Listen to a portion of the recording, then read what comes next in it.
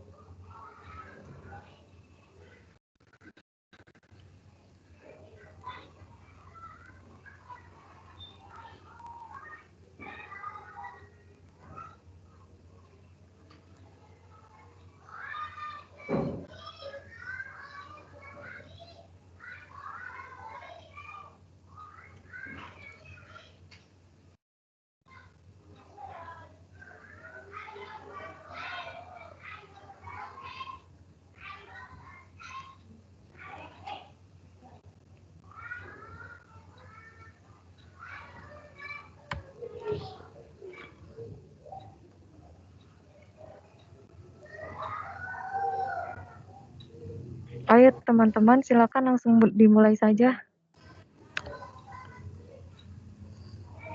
Oke, udah bisa dimulai. Baru berapa orang ini? Baru 6 ya, berarti 5 lagi ya. Iya. 7, baru 7. Budies, tinggal Budies.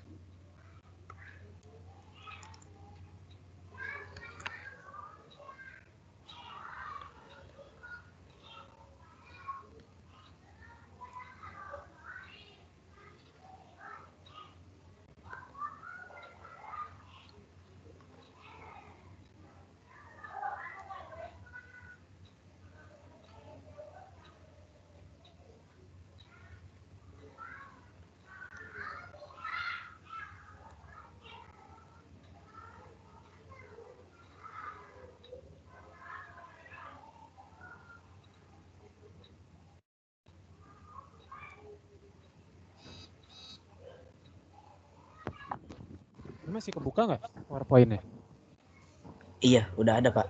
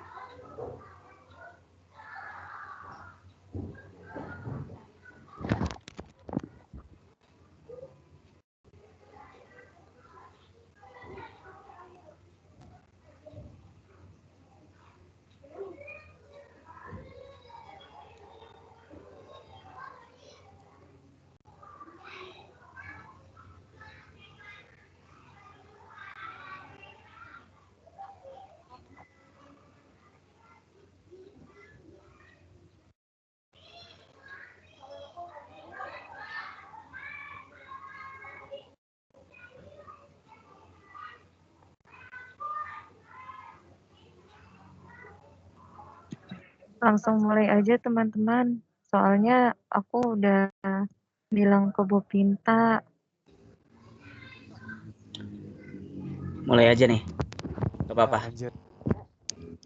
Gak apa-apa, soalnya kata Bu Pintanya silakan mulai. Balas chat akunya gitu.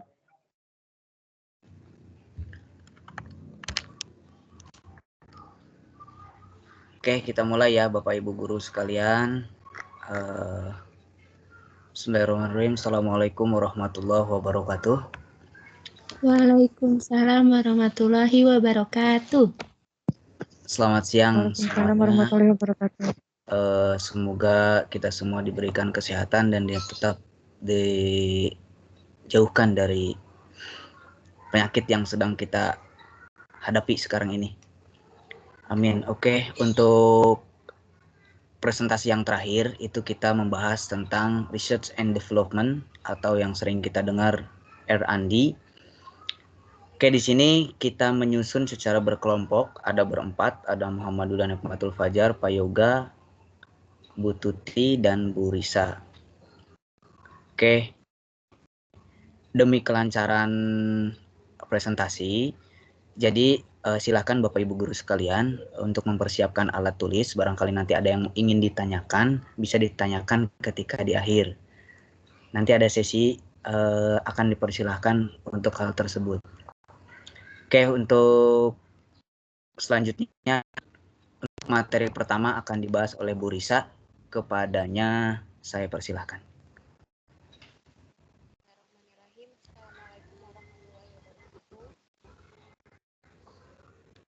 Suara saya Check it kedengeran out. nggak? Suara saya kedengeran nggak? Warahmatullahi wabarakatuh. Mendem, kayak kecil banget gitu suaranya. Sebentar, saya ganti headset dulu. Bentar ya.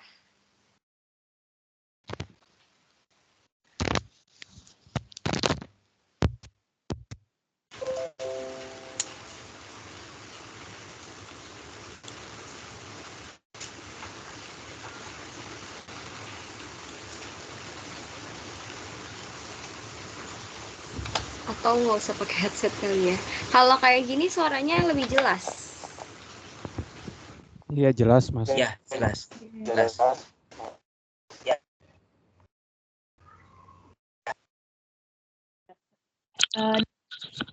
Kelompok mempresentasikan tentang penelitian dan pengembangan atau disebutnya juga penelitian R&D. Nah, dilanjut Pak Yoga.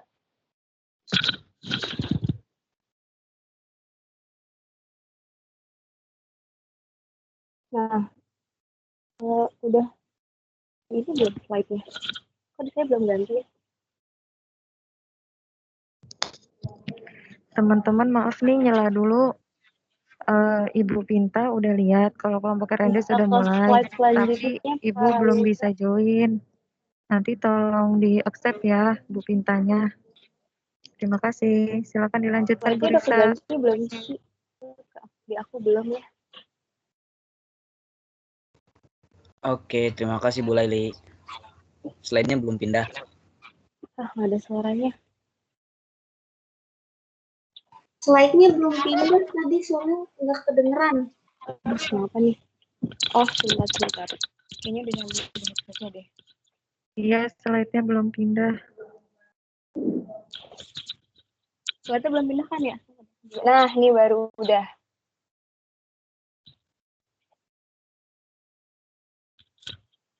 Di yang dari ini dulu, Pak Yoga. Nah, ini udah slide. Nah, ya. Ini adalah pengertian dari penelitian dan pengembangan atau disebut juga R&D dari menurut beberapa ahli, yaitu yang pertama ada menurut Profesor Dr. Nana. Di sini disebutkan bahwa R&D adalah suatu proses atau langkah-langkah untuk mengembangkan suatu produk baru atau menyempurnakan produk yang telah ada yang dapat dipertanggungjawabkan. Lalu selanjutnya ada lagi menurut pendapat Dr. Sugiono. Bisa ke slide selanjutnya.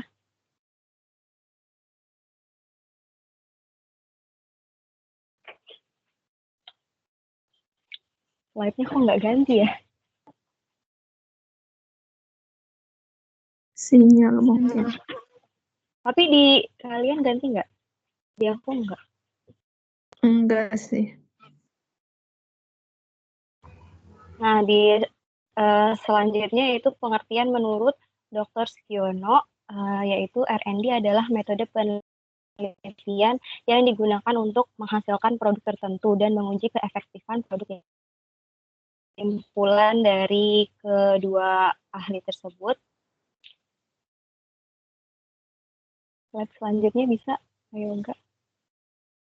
Nah, kesimpulannya menurut dua ahli tersebut yaitu penelitian R&D adalah suatu metode atau langkah untuk menghasilkan produk baru atau mengembangkan dan menyempurnakan produk yang telah ada dan digunakan untuk menguji keefektifan produk tersebut. Ini ada beberapa tujuan penelitian dan pengembangan R&D. Di penelitian R&D ini biasanya berisi dua informasi, yaitu informasi yang pertama adalah masalah yang akan dipecahkan, dan yang kedua spesifikasi pembelajaran, model, soal, atau perangkat yang akan dihasilkan untuk memecahkan masalah tersebut. Nah, di sini ada tujuan penelitian R&D menurut Acker pada tahun 1999. Terdapat 4 tujuan penelitian kalau menurut si Acker ini.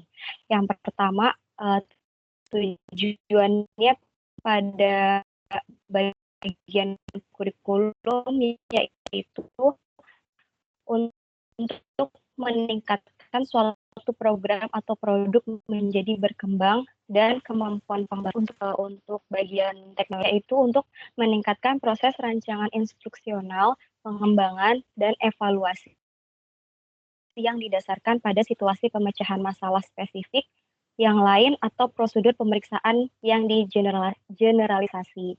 Lalu tujuan berikutnya yaitu pada bagian pelajaran dan instruksi, yaitu untuk pengembangan dalam perancangan lingkungan pembelajaran, perumusan kurikulum, penaksiran keberhasilan dari pengamatan dan pembelajaran, serta serempak mengusahakan untuk berperan untuk pemahaman fundamental ilmiah. Tujuan yang terakhir menurut Acker ini yaitu pada bagian guru dan didaktis. Pada bagian gurunya sendiri yaitu untuk memberikan kontribusi pembelajaran keprofesionalan pada guru atau menyempurnakan perubahan dalam suatu pengaturan spesifik bidang pendidikan. Nah, pada bagian didaktisnya tujuannya untuk menjadikan penelitian pengembangan sebagai suatu hal interaktif, proses yang melingkar pada penelitian dan pengembangan di mana gagasan teoritis dari perancang memberi pengembangan produk yang akan diuji di dalam kelas. Lalu berikutnya bisa di next. Nah, ini berikutnya ada karakteristik penelitian dan pengembangan R&D menurut Wayan.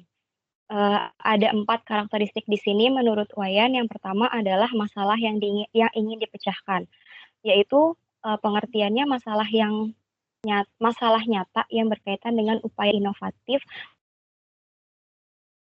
teknologi dalam pembelajaran sebagai pertanggungjawaban profesional dan komitmennya terhadap pemerolehan kualitas pembelajaran. Karakteristik yang kedua yaitu pengembangan model, pendekatan, dan metode pembelajaran. Nah, di sini tidak lupa juga dengan media belajar untuk menunjang keefektifan pencapaian kompetensi siswa. Yang karakteristik ketiga yaitu pengembangan produk, validasi yang dilakukan melalui uji ahli dan uji coba lapangan. Karakteristik yang ketiga ini perlu dilakukan sehingga produk yang dihasilkan akan bermanfaat untuk peningkatan kualitas pembelajaran. Nah, pada proses ini juga dideskripsikan secara jelas sehingga dapat dipertanggungjawabkan secara akademik. Karakteristik yang terakhir yaitu pengembangan model, pendekatan, modul, metode, dan media pembelajaran. Dalam proses ini perlu didokumentasikan secara rapi dan dilaporkan secara sistematis sesuai dengan kaidah penelitian. Ini ada 4 karakteristik menurut Wayan. Selanjutnya ada motif penelitian dan pengembangan atau motif dari R&D ini menurut Acker ada 3. Yang pertama, motif dasarnya bahwa penelitian kebanyakan dilakukan bersifat tradisional seperti eksperimen, analisis korelasi yang fokusnya pada analisis deskriptif yang tidak memberikan hasil yang berguna untuk desain dan pengembangan dalam pendidikan. Yang kedua, keadaan yang sangat kompleks dari banyaknya perubahan kebijakan di dalam dunia pendidikan, sehingga diperlukan pendekatan penelitian yang lebih evolusioner atau interaktif dan siklis. Nah, yang ketiga yaitu penelitian bidang pendidikan secara umum kebanyakan mengarah pada reputasi yang ragu dikarenakan relevansi ketiadaan bukti. Ini 3 motif menurut Acker.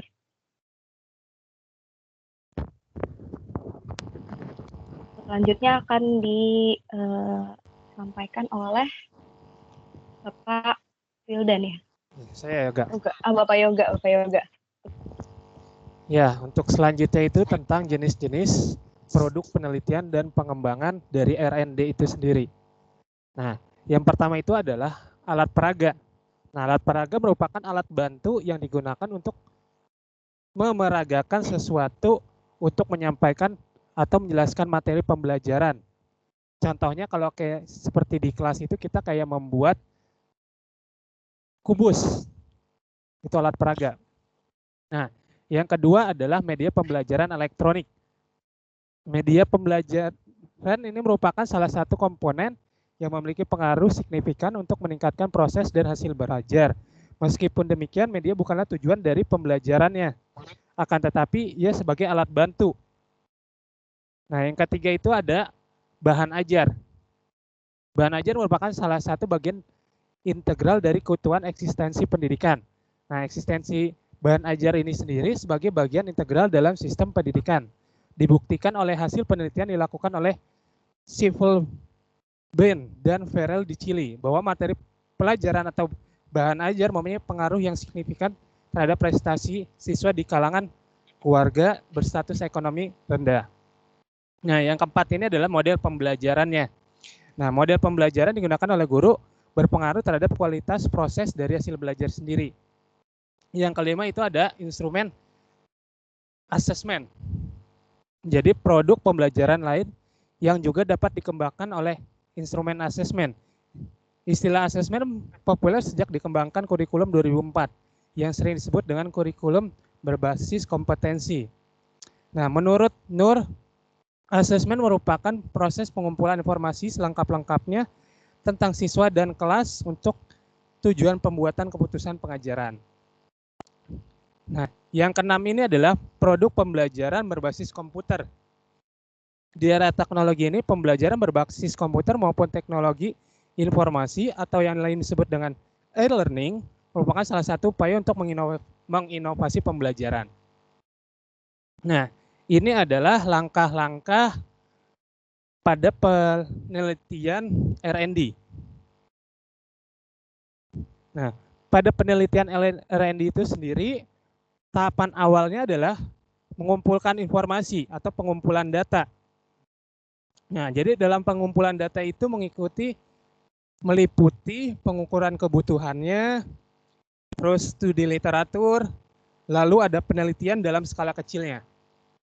Nah, lalu di sini ada desain produk. Desain produk itu adalah perencanaannya. Perencanaan bahan yang akan dilakukan. Nah, lalu ada pengembangan produk awal. Jadi di produk awal ini kita mencoba memvalidasi dulu. Nah, lalu setelah itu ada namanya adalah uji coba. Jadi diuji cobakan. Nah, uji coba habis itu kita kalau sudah dicoba diperbaikan desainnya. Jadi namanya itu ada uji coba dan penyempurnaan produk awalnya.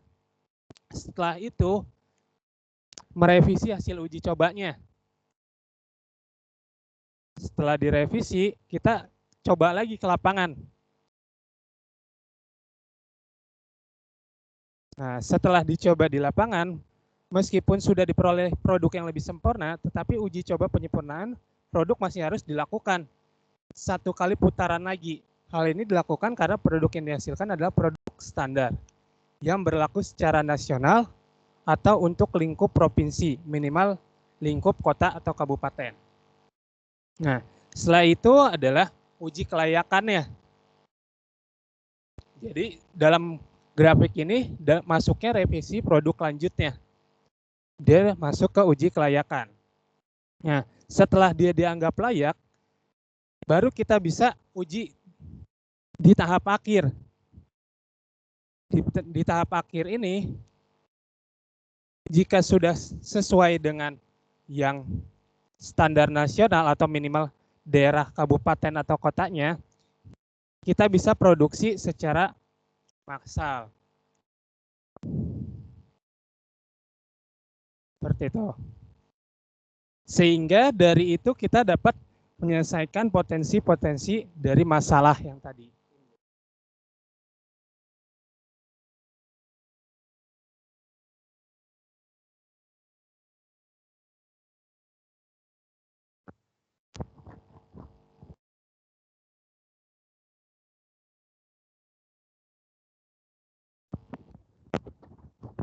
Ini sistematika penyusunan laporan metode penelitian dan pengembangan atau R&D. Di bagian awal itu kita menuliskan adalah halaman judulnya.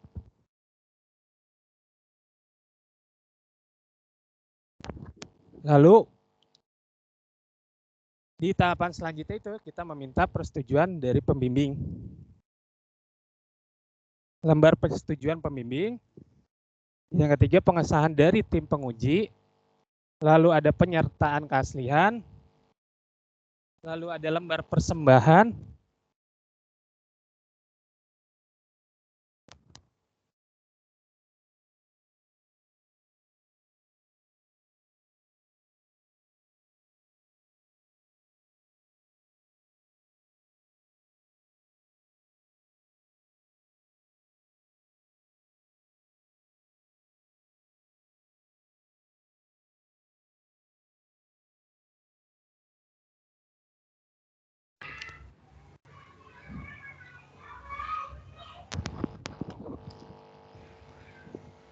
Masih terdengar? Keluar ya? Iya. Suaranya Lanjut, ada, Pak. slide-nya nggak ada, Pak. Ya keluar, sorry. Nah.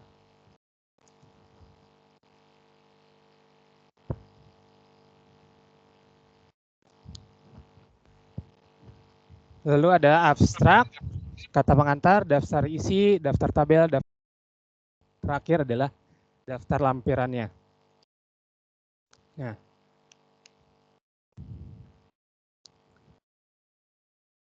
ini adalah contoh-contoh dari judul untuk pembelajaran R&D. Yang pertama itu tentang pengembangan. Biasanya untuk R&D itu sendiri dia berkaitan dengan pengembangan pembelajaran, bahan ajar atau alat peraga. Jadi yang dijelaskan sebelumnya tadi.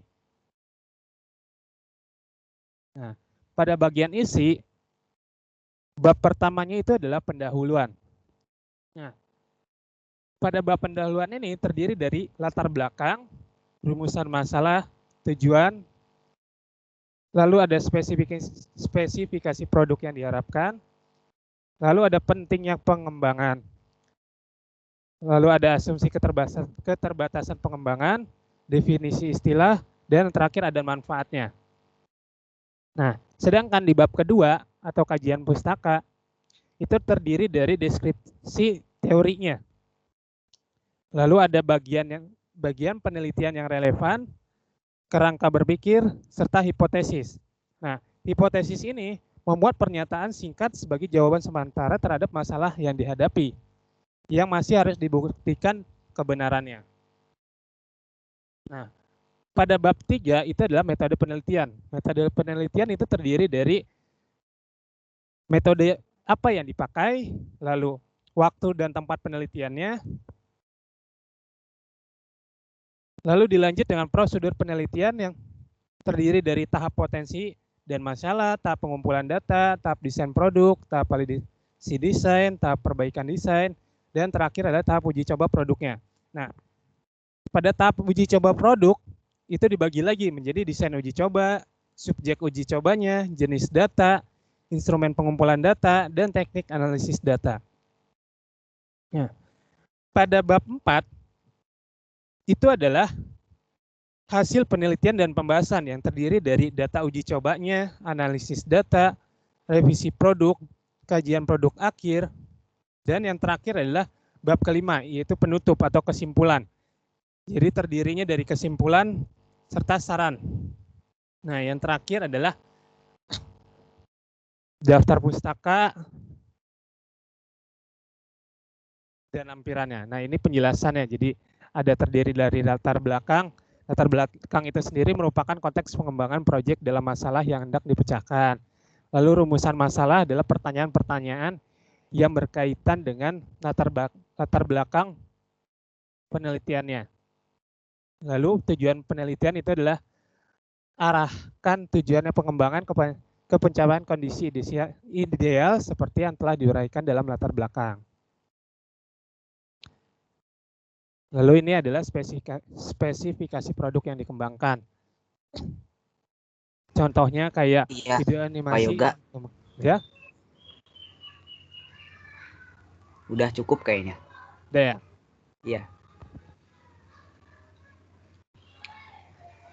Baik, bisa kembali ke bab 1 yang pendahuluan yang awal. Nah, latar belakang tadi. Nah, oke di sini. Baik, terima kasih Pak Yoga atas lanjutan presentasinya. Dan sekarang untuk pembahasan sistematika penyusunan laporan terkait pada isi-isinya. Yang pertama pada bagian bab 1 itu pendahuluan, isinya yang pertama ada latar belakang. Pada bagian ini mengungkapkan konteks pengembangan proyek dalam masalah yang hendak dipecahkan. Nah, dalam latar belakang itu sendiri memuat apa, mengapa, bagaimana, dan untuk apa dilakukan penelitian pengembangan tersebut. Jadi dalam hal ini uraiannya itu perlu diawali dengan identifikasi kesenjangan-kesenjangan yang ada antara kondisi nyata dengan kondisi yang ideal, serta dampak yang ditimbulkan oleh kesenjangan-kesenjangan tersebut. Nah, itu nanti untuk melatar belakanginya itu seperti apa. Lalu berikutnya ada rumusan masalah.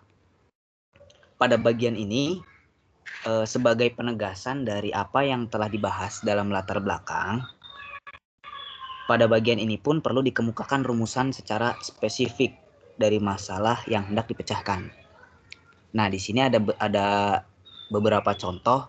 Misal salah satunya, contohnya bagaimana proses pengembangan media pembelajaran matematika berbasis video animasi dengan menggunakan Adobe After Effects.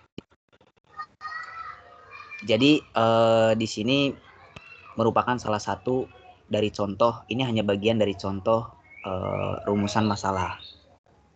Oke, next. Berikutnya pada bagian pendahuluan itu ada tujuan penelitian. Nah, arahkan tujuan pengembangan ke pencapaian kondisi yang ideal seperti yang telah diuraikan dalam latar belakang masalah. Jadi pada tujuan ini pengembangan dirumuskan bertolak dari masalah yang ingin dipecahkan dengan menggunakan alternatif yang telah dipilih. Nah, jadi seperti itu. Nah, ini merupakan ada beberapa contoh di bawahnya. Contoh dari tujuan penelitian yang pertama untuk mengetahui. Ya, kebanyakan untuk tujuan itu, tujuan dari penelitiannya itu diawali ya untuk mengetahui. Untuk mengetahui proses pengembangan media pembelajaran matematika berbasis video animasi dengan menggunakan Adobe After Effects. Lalu ada juga untuk mengetahui keefektifan hasil pengembangan media pembelajaran matematika berbasis video animasi dengan menggunakan Adobe After Effects. Nah, itu merupakan contoh bagian dari tujuan penelitian. Oke, next. Pada bab pendahuluan pun ada spesifikasi produk yang dikembangkan. Nah, maksudnya apa? Pada bagian ini dimaksudkan untuk memberikan gambaran secara lengkap terkait tentang karakteristik produk yang diharapkan dari kegiatan pengembangan, atau ya karakteristik produknya mencakup semua identitas penting yang dapat digunakan untuk membedakan satu produk dengan produk yang lainnya. Jadi digambarkan secara spesifik agar terlihat perbedaannya itu seperti apa. Misal di sini ada beberapa contoh. Media pembelajaran matematika berbasis video animasi ini dikembangkan menggunakan Adobe After Effects CC 2015 yang didukung dengan Adobe Illustrator CC 2015, Audacity 222, Wondershare Filmora 8.70 dan AnyVideo Converter 6.23. Nah, ini jadi dispesifikasi secara jelas agar membedakan satu produk dengan produk yang lainnya. Oke, next. Pada bagian pendahuluan pun kita harus mengetahui pentingnya pengembangan. Pentingnya pengembangan di sini terkadang itu dikacaukan oleh suatu tujuan pengembangan. Padahal perbedaannya itu terlihat ketika untuk tujuan pengembangan itu mengungkapkan upaya pencapaian kondisi yang ideal. Sedangkan pentingnya pengembangan itu mengungkapkan argumentasi mengapa perlu ada pengubahan kondisi yang nyata ke kondisi yang ideal. Nah, jadi dengan kata lain, bahwa pentingnya pengembangan di sini mengungkapkan mengapa masalah yang ada perlu dan mendesak untuk dipecahkan. Dalam bagian ini pun diharapkan terungkap kaitan antara urgensi pemecahan masalah dengan konteks permasalahan yang lebih luas. Tuh. Lalu pada bagian berikutnya, bab pendahuluan bagian berikutnya ada asumsi dan keterbatasan pengembangan. Asumsi dan keterbatasan pengembangan. Asumsi itu apa? Asumsi dalam pengembangan di sini merupakan landasan pijakan untuk menentukan karakteristik produk yang dihasilkan dan pembenaran pemilihan model secara prosedur pengembangannya. Jadi asumsi di sini hendaknya diangkat dari teori-teori yang sahih, pandangan ahli atau data-data yang empiris yang relevan dengan masalah yang hendak dipecahkan. Jadi seperti itu. Nah, lalu untuk keterbatasan pengembangannya seperti apa? Keterbatasan pengembangan mengungkapkan keterbatasan dari produk yang ingin dihasilkan untuk memecahkan masalah yang akan dihadapi, khususnya untuk konteks masalah yang lebih luas. Nah, jadi pada bagian ini pun dimaksudkan agar produk yang dihasilkan dari kegiatan pengembangan ini disikapi hati-hati oleh pengguna ya sesuai dengan asumsi-asumsi atau pijakan dan kondisi pendukung yang perlu tersedia dalam kemanfaatannya. Jadi seperti itu, adanya keterbatasan digunakan ya untuk lebih hati-hati. Sebagai contoh di sini ada keterbatasannya, misal penelitian ini hanya mengembangkan media pembelajaran matematik berbasis video animasi yang berisi tentang pembahasan materi himpunan kelas 7 SMP.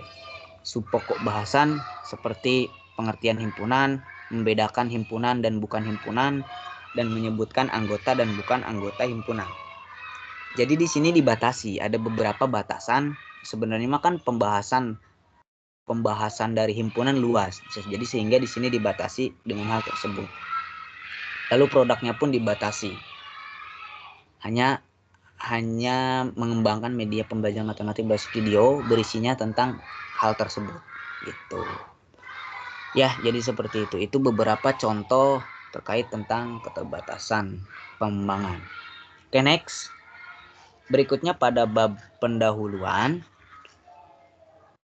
ada juga definisi istilah atau definisi operasional. Pada bagian ini untuk apa? Pada bagian ini itu dikemukakan definisi istilah-istilah yang khas digunakan dalam pengembangan produk yang diinginkan, baik dari sisi model ataupun prosedur yang digunakan dalam pengembangan dan maupun dari sisi produk yang akan dihasilkan. Jadi pada batasan-batasan di sini untuk mempermudah dan menghindari kesalahpahaman tentang judul penelitian, maka perlu dijelaskan secara istilah yang terkandung dalam judul tersebut, gitu. Jadi batasan istilah di sini harus dirumuskan seoperasional mungkin. Jadi nanti ke depannya itu semakin operasional rumusan batasan, maka akan makin kecil peluang istilah itu ditafsirkan berbeda oleh pembaca ataupun nanti penggunanya. Tuh. Di situ ada beberapa contoh, misal media adalah segala sesuatu alat komunikasi baik cetak maupun audiovisual yang digunakan untuk menyalurkan pesan atau menyampaikan informasi dari pengirim ke penerima pesan. Lalu ada juga media pembelajaran adalah suatu alat yang digunakan untuk menyampaikan informasi atau materi pembelajaran dalam proses pembelajaran sehingga dapat merangsang pikiran, perasaan, perhatian, dan kemauan siswa untuk belajar, ya, dan lain sebagainya. Itu merupakan contoh dari definisi operasional atau definisi istilah. Oke, next. Berikutnya pada bab 1 pendahuluan ada manfaat. Nah, kemanfaatan di sini manfaat memuat yang akan diperoleh dari penelitian baik untuk pengembangan ilmu, teknologi, metodologi atau pembangunan nasional. Jadi harus memiliki manfaat. Jadi kemanfaatan terkait produk ataupun terkait hasilnya nanti harus memiliki suatu manfaat. Nah, ini pada bagian pendahuluan bab 1 cukup hingga manfaat.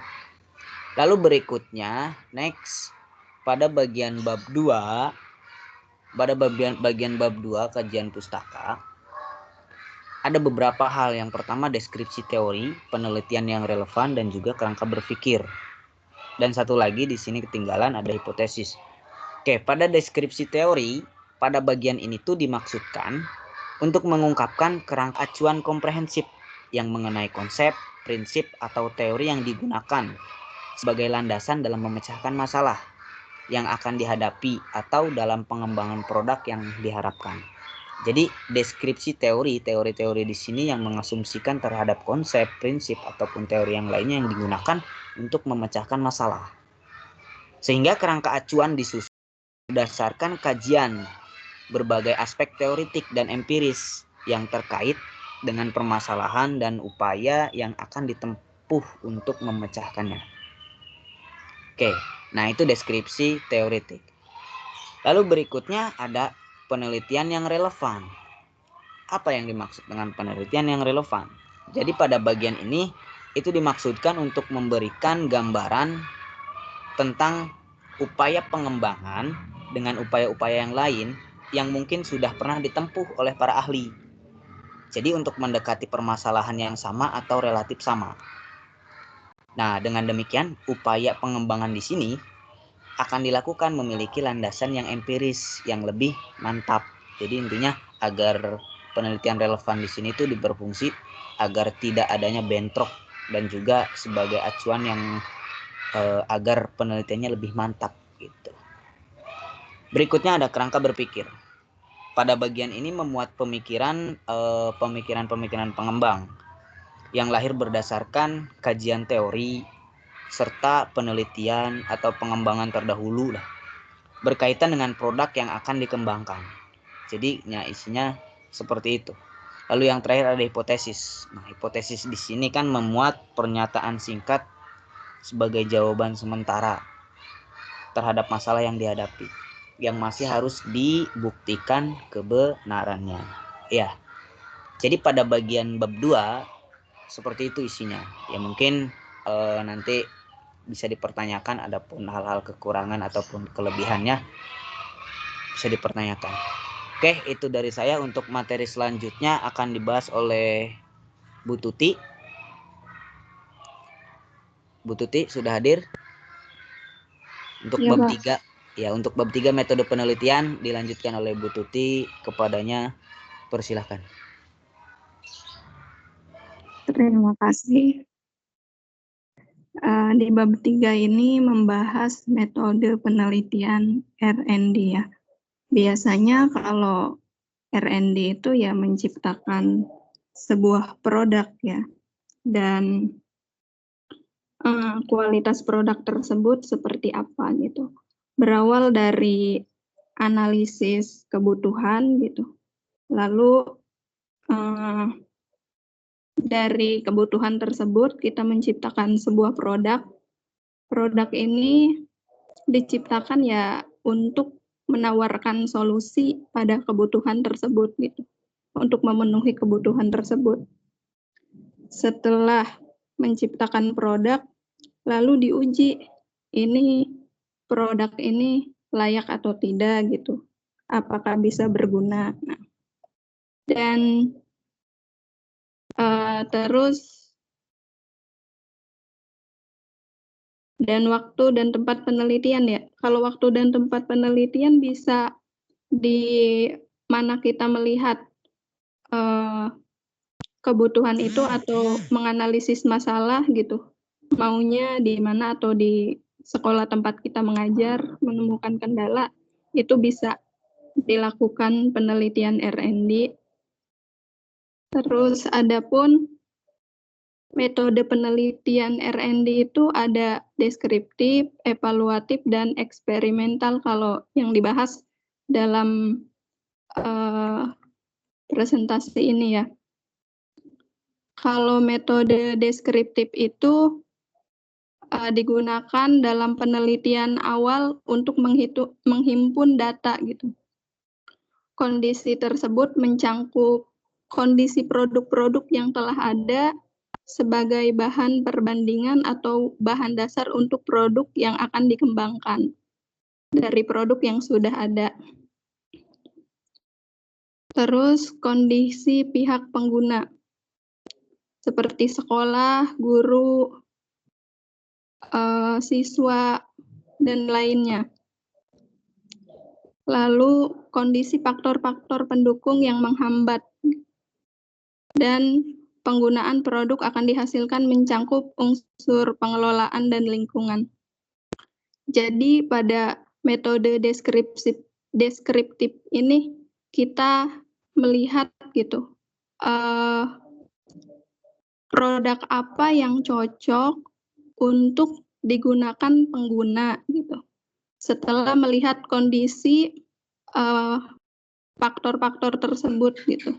Ada faktor pendukung dan ada faktor penghambat ya.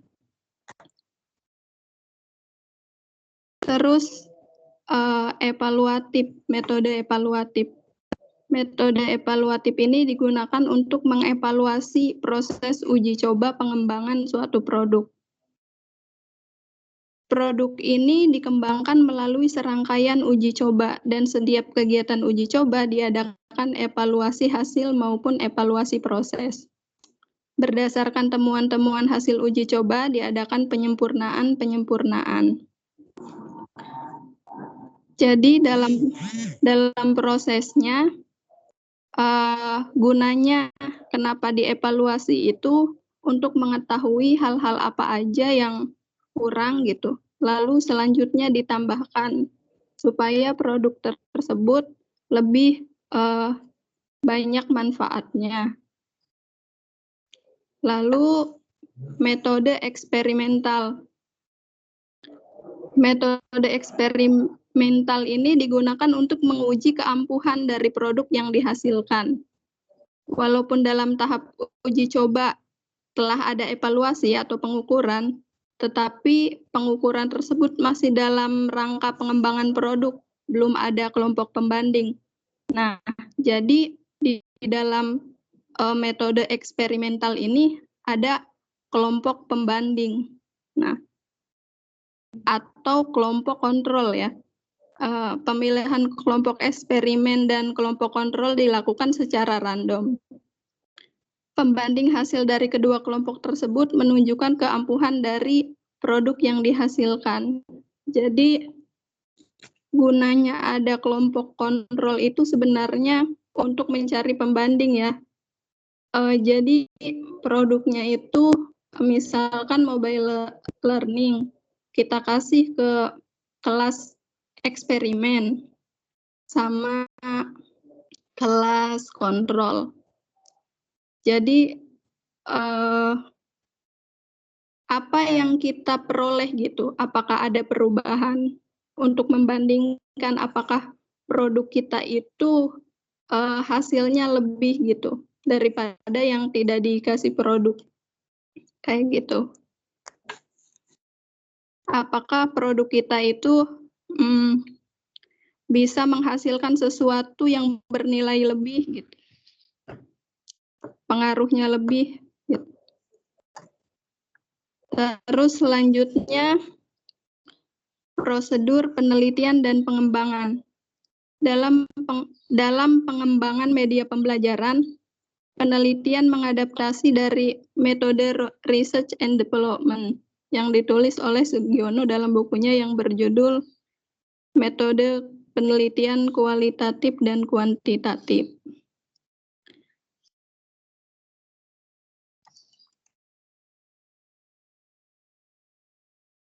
Jadi di prosedur penelitian ini seperti yang telah dijelaskan di bab 1 tadi ya, terdapatnya di bab 3 metode penelitian itu ada tahap potensi masalah. Jadi menambahkan potensi, jadi yang disebut potensi itu merupakan segala sesuatu ya, yang bila didaya gunakan akan memiliki nilai tambah. Dan kalau dan masalah itu merupakan penyimpangan antara harapan masalah antara harapan dengan apa yang terjadi itu tidak sesuai gitu. Jadi di potensi dan masalah ini diharapkan saling melengkapi.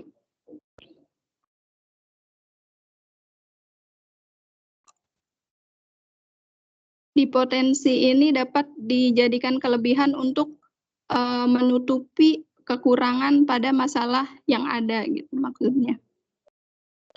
Lalu selanjutnya tahap pengumpulan data. Pada tahap ini dilakukan pengumpulan data-data sebagai sumber pembuatan media pembelajaran. Tergantung produk apa yang mau kita buat. Kalau misalkan produk yang mau kita buat itu modul pembelajaran berbasis video misalkan, berarti yang dikumpulkan itu ya buku paket dan perlengkapan lainnya gitu. Yang menunjang pembentukan produk itu. Lalu tahap desain pembelajaran ya. Sebenarnya ada tiga tahap.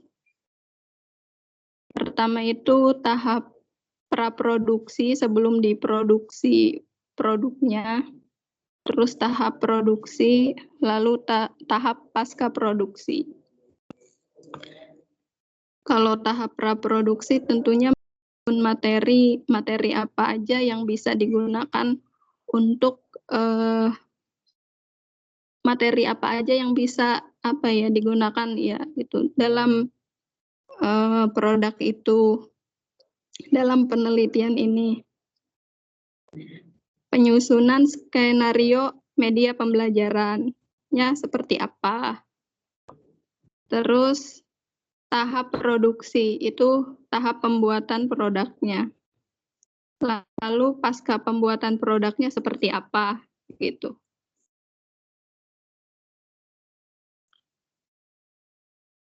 Setelah produk tercipta gitu, terbuat, ya divalidasi. Biasanya validasi R&D ini produknya itu dikonsultasikan ke dosen pembimbing.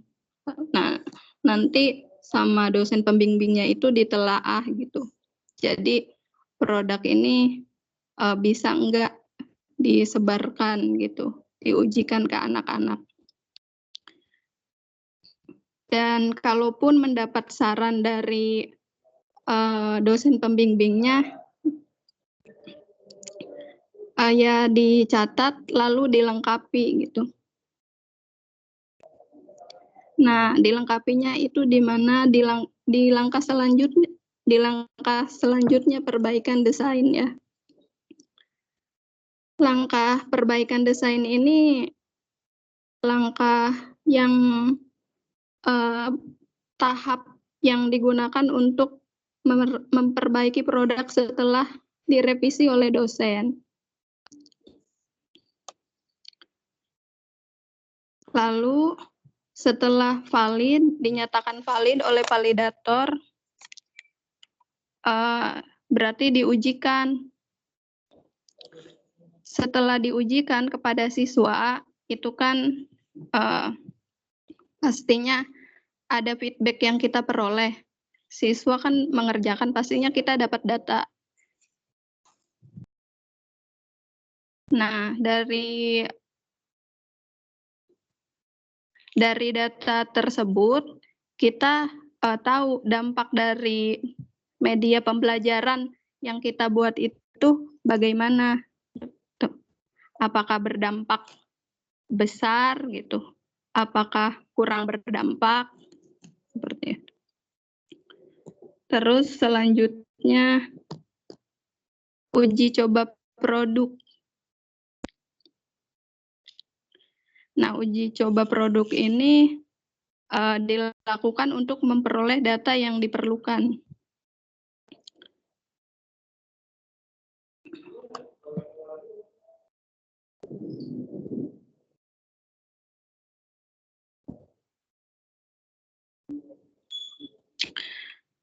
Lalu subjek uji cobanya ya bisa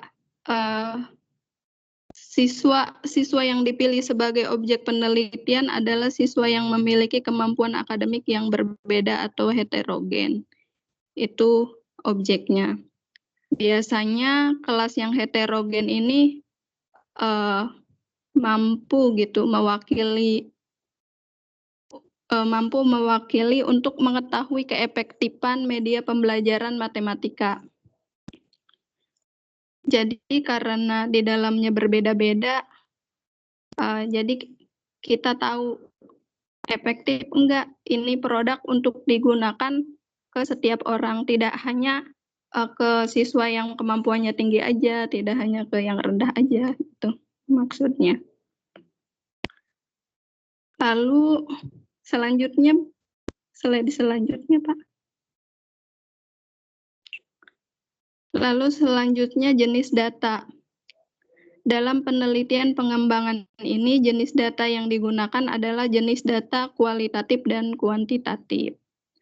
Data kualitatif itu data yang berhubungan dengan kategorisasi, karakteristik berwujud pertanyaan yang berbentuk kata, kalimat, ataupun gambar. Biasanya kalau kualitatif itu lebih ke mengulik analisis kan ya.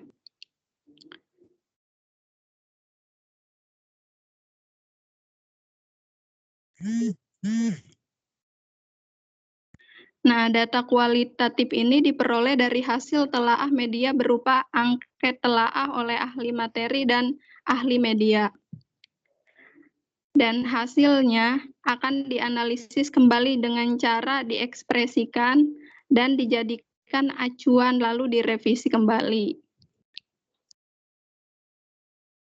Selanjutnya, data kuantitatif ya. Kalau data kuantitatif itu data yang berbentuk angka-angka.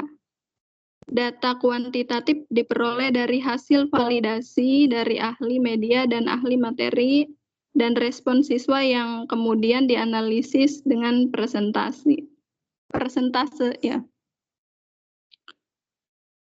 Instrumen pengumpulan data itu merupakan alat ukur bantu atau fasilitas yang digunakan untuk mengumpulkan data secara cermat, lengkap, dan sistematis sehingga mudah diolah dengan hasil yang lebih baik.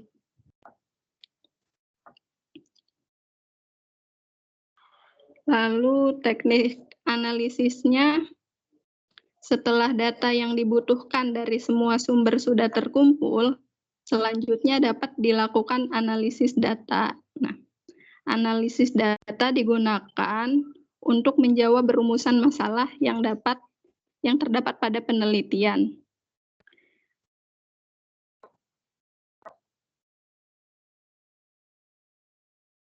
Selanjutnya Pak Yoga. Nah, di bab 4 ini hasil dan pembahasan. Nah, data uji coba tersebut dijelaskan di sini dari analisisnya terus direvisi dengan menuliskan apa adanya. Revisi dari hasil pengujiannya bagaimana dijelaskan di sini, lalu ada penyempurnaan gitu. Dan tentunya pada penelitian R&D ini produknya 100% sempurna saya rasa, karena produk R&D itu selalu bergulir ya. Jadi misalkan kita menciptakan suatu produk, nah, udah jadi ada dampaknya, dan orang lain ingin meneliti produk kita lagi, nanti diteliti, terus bertambah lagi manfaat dari produk tersebut gitu. Terus slide selanjutnya Pak Yoga.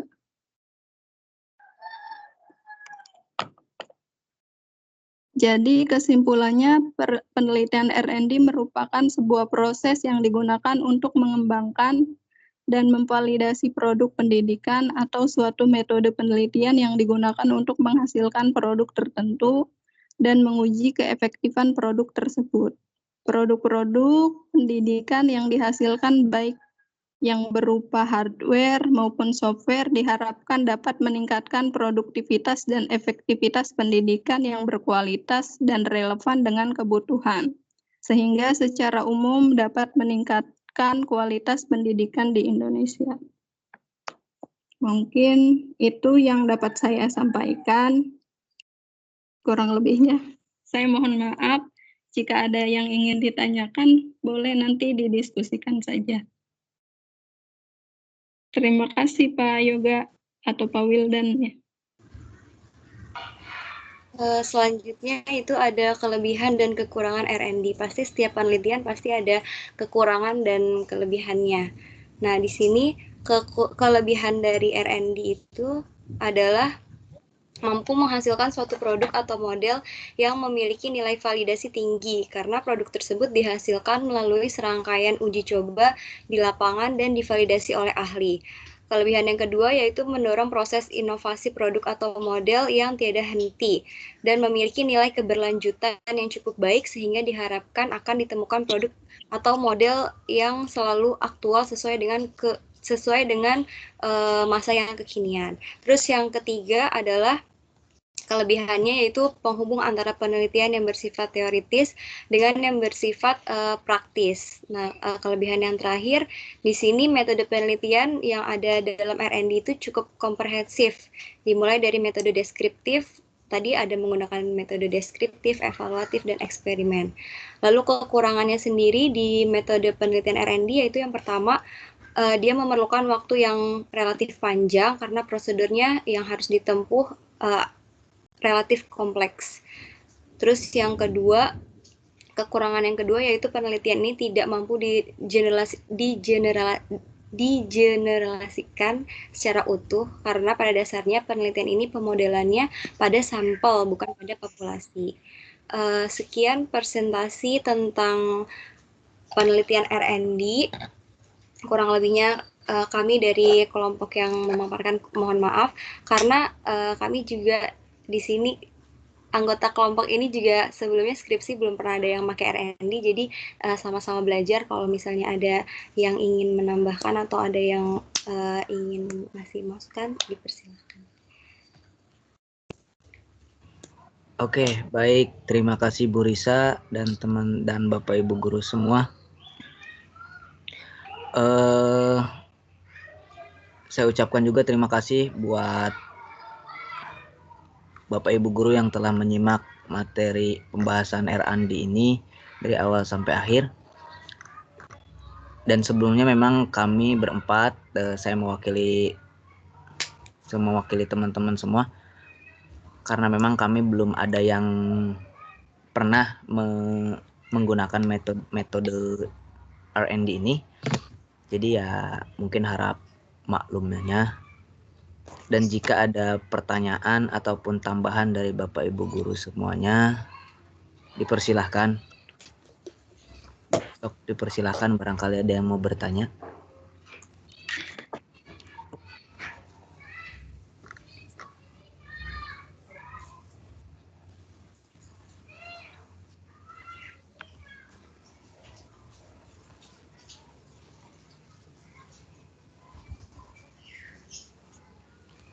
Atau ada teman-teman yang punya pengalaman tentang R&D bisa sharing juga bareng-bareng di sini.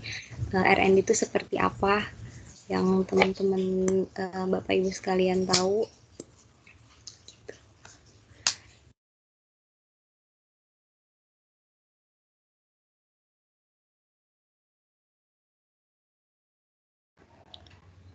Ayo teman-teman semua,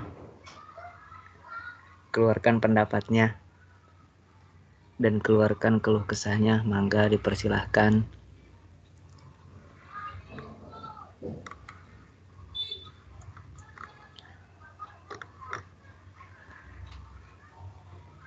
Bismillahirrahmanirrahim. Pak Wildan, Bu Risa, Pak Yoga, dan Bu Tuti. Saya izin bertanya, kalau misalkan di kualitatif kan ada istilah kayak misalnya analisis gitu. Judulnya analisis bla bla bla. Nah, kita kan bisa tahu kalau itu pakai kualitatif. Terus kalau misalnya pengaruh bla bla bla gitu. Kita kan bisa tahu kalau itu pakainya kuantitatif. Nah, kalau R&D ada enggak istilah khusus yang bisa langsung tahu kalau itu tuh pakai R&D? Nah, itu aja pertanyaan dari saya. Terima kasih. Assalamualaikum warahmatullahi wabarakatuh. Waalaikumsalam warahmatullahi wabarakatuh. Oke, terima kasih Bu Laili atas pertanyaannya. Barangkali nanti Bapak Ibu guru sekalian mau bantu menjawab, saya ulangi dulu pertanyaannya. Pertanyaan dari Bu Laili, lebih spesifiknya mungkin apakah terdapat istilah khusus pada judul yang menunjukkan bahwa itu merupakan penelitian R&D seperti itu ya mungkin. Oke, silakan dari Pak Yoga atau Bu Risa atau Bu Tuti, barangkali ada yang mau menjawab terlebih dahulu. Ya, kalau dari saya izin menjawab ya, mencoba menjawab. Kalau dari saya mungkin biasanya kayaknya ya kebanyakan itu kalau dia R&D itu kebanyakan kan tentang pengembangan ya, judulnya biasanya sih depannya ada pengembangan, misal pengembangan model atau pengembangan alat belajar, bukan alat belajar, media pembelajaran misalnya gitu, atau penyusunan buku contoh di sini ada juga contohnya kayak penyusunan buku ajar IPA berbasis lingkungan gitu. Jadi kayak apa ya, lebih ke ada kata-kata judulnya gitu mungkin ya, pengembangan media kah, atau pengembangan bahan ajar kah, atau pengembangan metode atau yang lain sebagainya seperti itu. Biasanya sih seperti itu. Tapi juga kan dilihat juga dari, mungkin ada yang mau menambahkan. Itu kalau dari saya sih gitu. Biasanya ada kata-kata pengembangan gitu.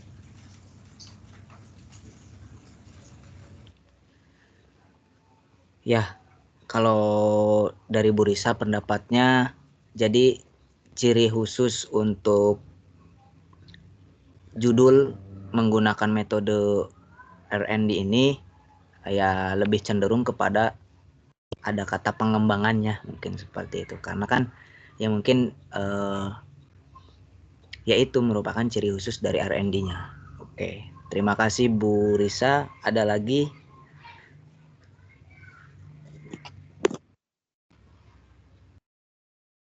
Dari Bu Tuti atau Pak Yoga atau Bapak Ibu guru sekalian semuanya, silakan. Barangkali ada yang dari Oke, saya silakan. coba Pak. Kalau dari saya ya boleh.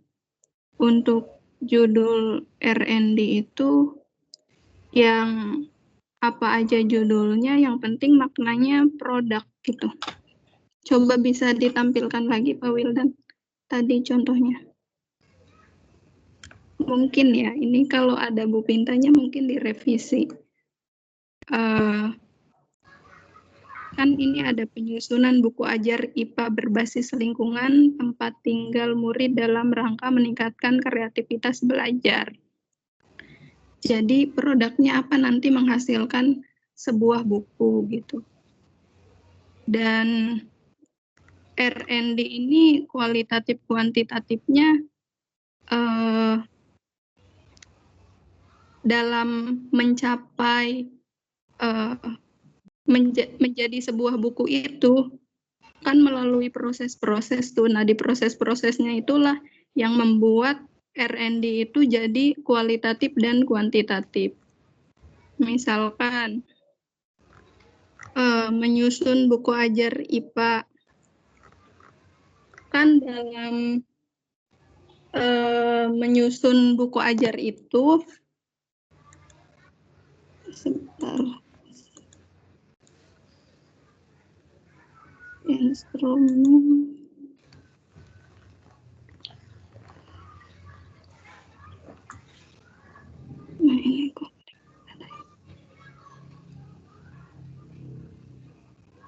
Nah, dan analisis apa-apa ajanya kan, nih kita kan menganalisis, kita kan ngambil data dari siswa tuh, kita kan ngasih produk ke siswa kan. Nah, dari produk tersebut biasanya kita menyebarkan kuis angket gitu untuk menilai produknya kayak gimana.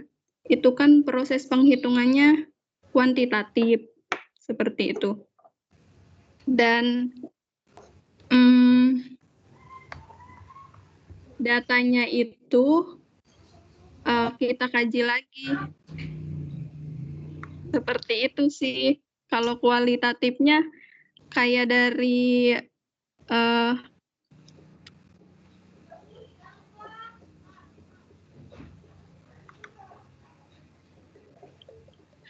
dari telaah medianya itu, telaah angketnya juga seperti apa. Jadi kita membahasakan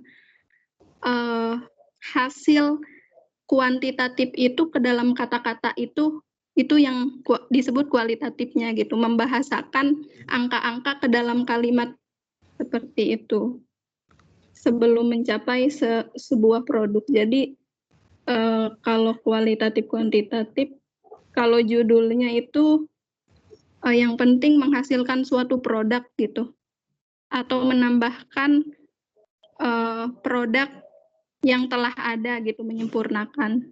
Itu sih Bu. Mungkin ada yang ditambahkan. Jadi kalau sebelum masuk ke materi selanjutnya, kita akan membahas itu kan tentang DDR-nya. DDR itu sebenarnya pengembangan dari R&D itu sendiri. Cuman karena disebut DDR itu kan disebut dari Prof. Didi. Terkenalnya dari Prof. Didi, guru besar dari UPI. Nah, awal katanya itu dari desain didaktis ini sendiri. Desain didaktis itu dia masuknya ke pengembangan pembelajaran. Nah, sehingga kalau DDR-nya itu sendiri, awal mulanya itu dari R&D-nya. Nah, bedanya kalau di DR nanti itu akan ada tahap kira-kira apa ya namanya, tahap waspadanya lah. Jadi kalau di sini itu kan kita nggak tahu apa yang akan terjadi pada saat kita uji cobanya. Nah, sedangkan kalau nanti di DDR itu dia ada tahap perencanaan yang sudah pernah dicoba gitu loh. Jadi bedanya itu sih. Kalau di R&D dia hanya dikembang-kembangkan media-media yang sudah ada, dilebih tingkatkan. Nah, kalau untuk membedakan antara analisis dan analisisnya dia kualitatif atau kuantitatif, kita biasanya masuk ke objek yang ditelitinya. Nah, kalau misalnya dia ingin melihat pengembangan dari bahan ajar yang dia buat, itu akan masuknya ke kuantinya. Tapi kalau dia hanya mengembangkan bahan ajarnya aja, tanpa perlu diuji coba ke siswanya, itu namanya masuknya ke kualitatifnya. Gitu sih. Jadi di bagian tahap uji coba apa enggaknya. Kalau saya nangkepnya kayak gitu. Terima kasih.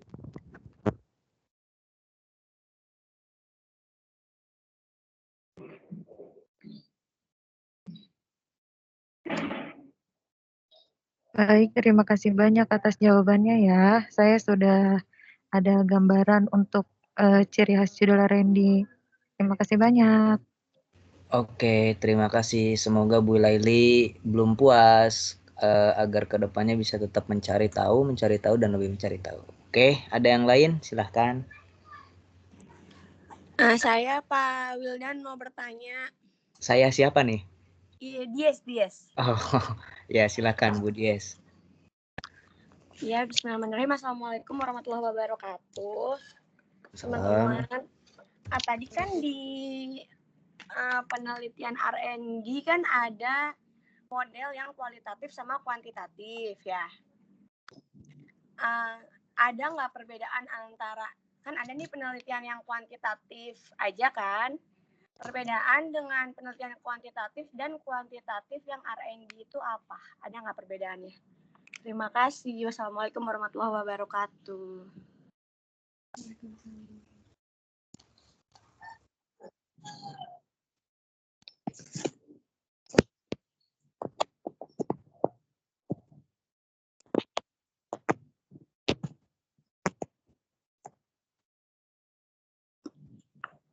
Baik, terima kasih Bu Dies atas pertanyaannya. Saya review dulu pertanyaan dari Bu Dies. Mungkin spesifiknya, adakah perbedaan penelitian kualitatif dan kuantitatif pada R&D? Mungkin seperti itu ya Bu.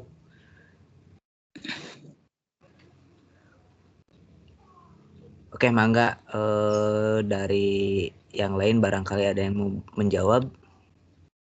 Gini Pak Wildan. Gimana?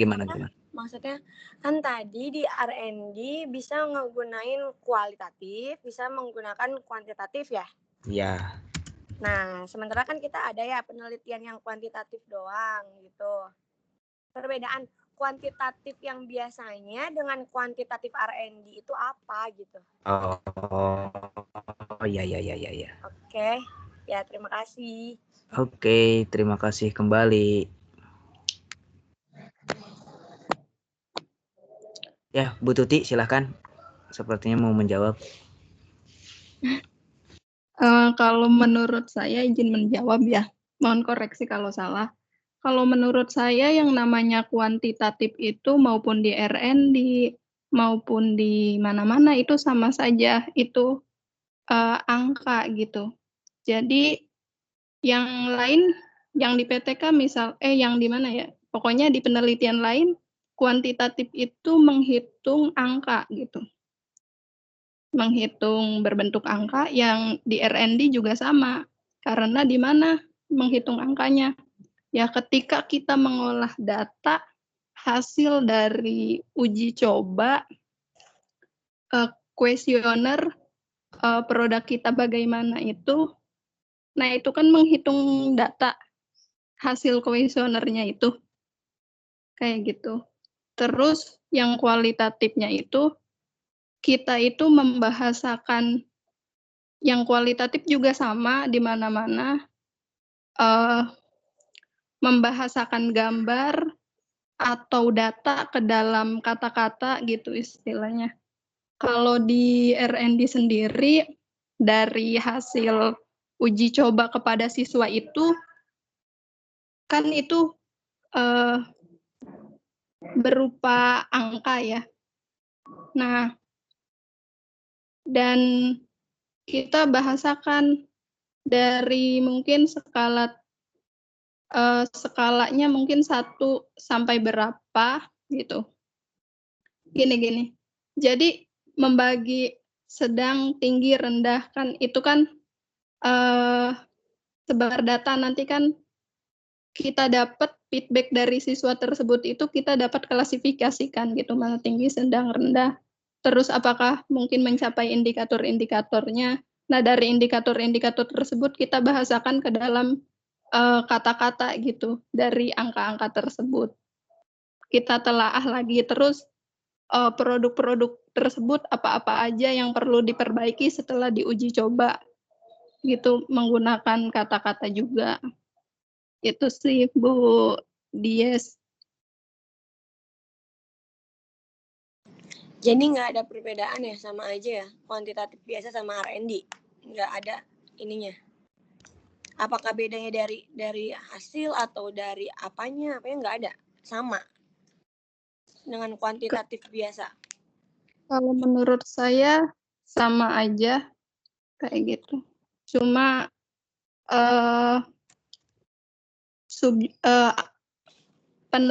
subjeknya yang berbeda kayak gitu. Kalau R&D kan lebih wajib tidak aja sih. Tapi penghitungannya sama. Kalau kuantitatif itu angka, kalau kualitatif itu ya analisis kata-kata gitu, Bu. Ya, oke, baik. Terima kasih ya, Bu Tuti. Mungkin ada yang lain gitu yang kurang Ya, sependapat. mungkin kelompoknya ada yang mau nambahin nggak? Pak Wildan mana, Pak Wildan? Ya, halo. Oke. Ya, silakan dari Bapak Ibu guru sekalian, barangkali ada yang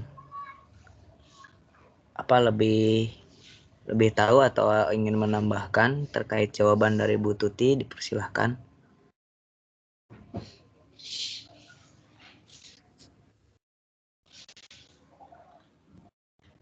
Cukup? Oke, kalau cukup kita lanjut ke pertanyaan berikutnya, ketiga. Terakhir aja ya. Atau gimana nih, kita sampai jam berapa Bu Laili?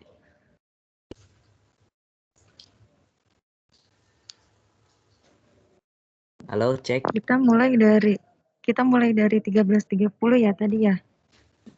Iya. Bentar saya lihat jadwalnya dulu ya Bapak Ibu. Oke, sambil menunggu sok silahkan barangkali ada yang mau bertanya. Bu yang mengangkat tangan, Bu Nazira kayaknya.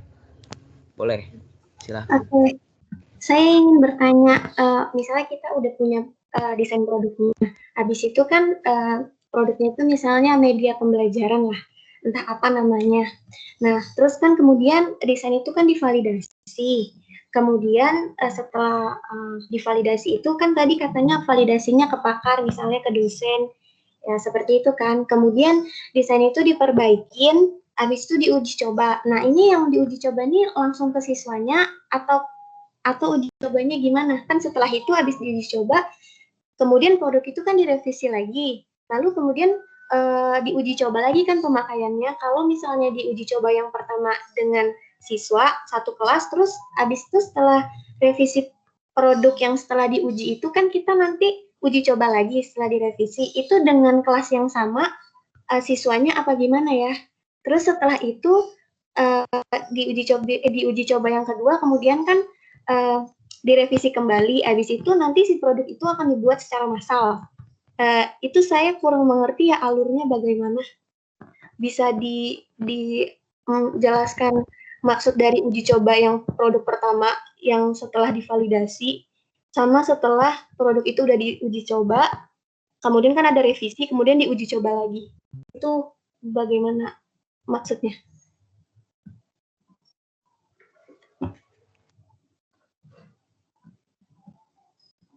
Oke, boleh saya langsung jawab? Iya, boleh, silakan Pak Yoga, mangga. Jadi pada tahap yang uji coba pertama itu kan kita mencoba dalam satu kelas ya, setelah divalidasi ya. Nah, kita coba di satu kelas itu, ternyata bisa di satu kelas itu berhasil. Nah, berarti kita kan sempurnakan lagi media atau alat yang kita buat tadi. Nah, pada saat kita akan mencoba tahap keduanya, kita coba di daerah yang lain atau di sekolah yang lain. Bisa nggak kita terapkan alat atau media itu di tempat yang lain? Nah, kalau misalnya belum bisa, berarti alat tersebut itu hanya bisa di daerah itu saja. Nah, di tempat yang di sekolah itu aja bisanya, tidak bisa digeneralisasi. Nah, tujuan dari R&D itu sendiri, dia itu mengembangkan media yang bisa dipakai oleh semuanya. Jadi tidak hanya di satu tempat saja. Seperti itu. Nah, kalau yang pertama kan tadi kita coba berhasil. Tapi pas uji coba yang kedua, ternyata kurang cocok di tempat yang kita uji coba. Nah, itu berarti perlu disempurnakan lagi. Nah, setelah kita dapat penyempurnaannya, kita coba di tempat yang lain lagi kalau sudah, atau di daerah lain, seperti misalnya kayak kita uji coba di Jakarta. Nah, kita coba media kita ke daerah lain, misalnya di Kalimantan. Nah, setelah dicoba di Kalimantan ternyata bisa, ya kita bisa beranggapan bahwa media kita bisa diterima atau alat kita bisa diterima di Indonesia seperti itu. Jadi tujuan R&D itu bukan hanya mengembangkan media yang hanya bisa dipakai di satu tempat saja seperti itu. Itu sih saya ingat karena saya waktu pas kuliah disuruhnya seperti itu, pembahasan tentang R&D. Kebetulan waktu dulu saya pernah mengajukan DDR, tapi karena DDR saya inginnya di sekolah inklusi dan materinya atau bahan-bahannya kurang cukup, jadi belum bisa diterapkan di sekolah yang lain, seperti itu sih. Terima kasih.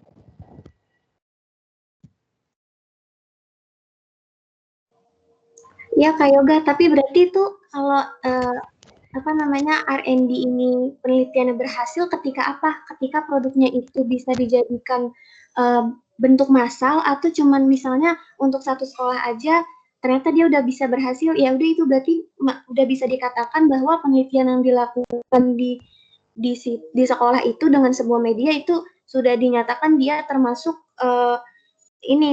penelitian pengembangan tadi. Nah, dianggap berhasil itu kalau menurut alur yang sebenarnya ya. Jadi kan kita dalam penelitian itu kita mengikuti panduan-panduan dari dosen pembimbing kita. Nah, kalau menurut pembelajaran R&D sendiri ini minimal itu satu putaran lagi, jadi satu siklus kembali. Nah, sedangkan kalau dalam penelitian yang saya pernah baca atau saya pernah amati, itu hanya satu siklus, tidak dua siklus. Jadi hanya udah coba berhasil di sekolah itu sudah dianggap penelitian, kayak gitu. Sedangkan kalau yang benernya tahapan yang lebih baiknya itu dia sampai dicoba satu putaran kembali, jadi 2 siklus seperti itu. Jadi mungkin kalau di tahap penelitian atau tesis nanti kita akan menelitinya itu tidak hanya uji coba di satu sekolah, bisa diuji coba di berbagai macam sekolah dan provinsi yang ada di Indonesia. Kayak gitu sih kayaknya bedanya seperti itu.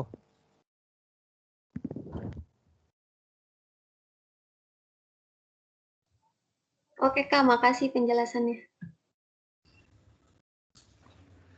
Oke, terima kasih Pak Yoga. Dari Bapak Ibu guru yang lain barangkali ada yang mau menambahkan. Iya, izin menambahkan mungkin ini kalau menurut saya ya. Kalau ada yang salah mungkin bisa diperbaiki. Jadi sebelum bikin makalah tentang R&D ini kan kelompok kami juga mencari beberapa referensi skripsi tentang R&D itu sendiri. Seperti apa sih pembuatan penulisan skema penulisan skripsinya itu tuh seperti apa sih,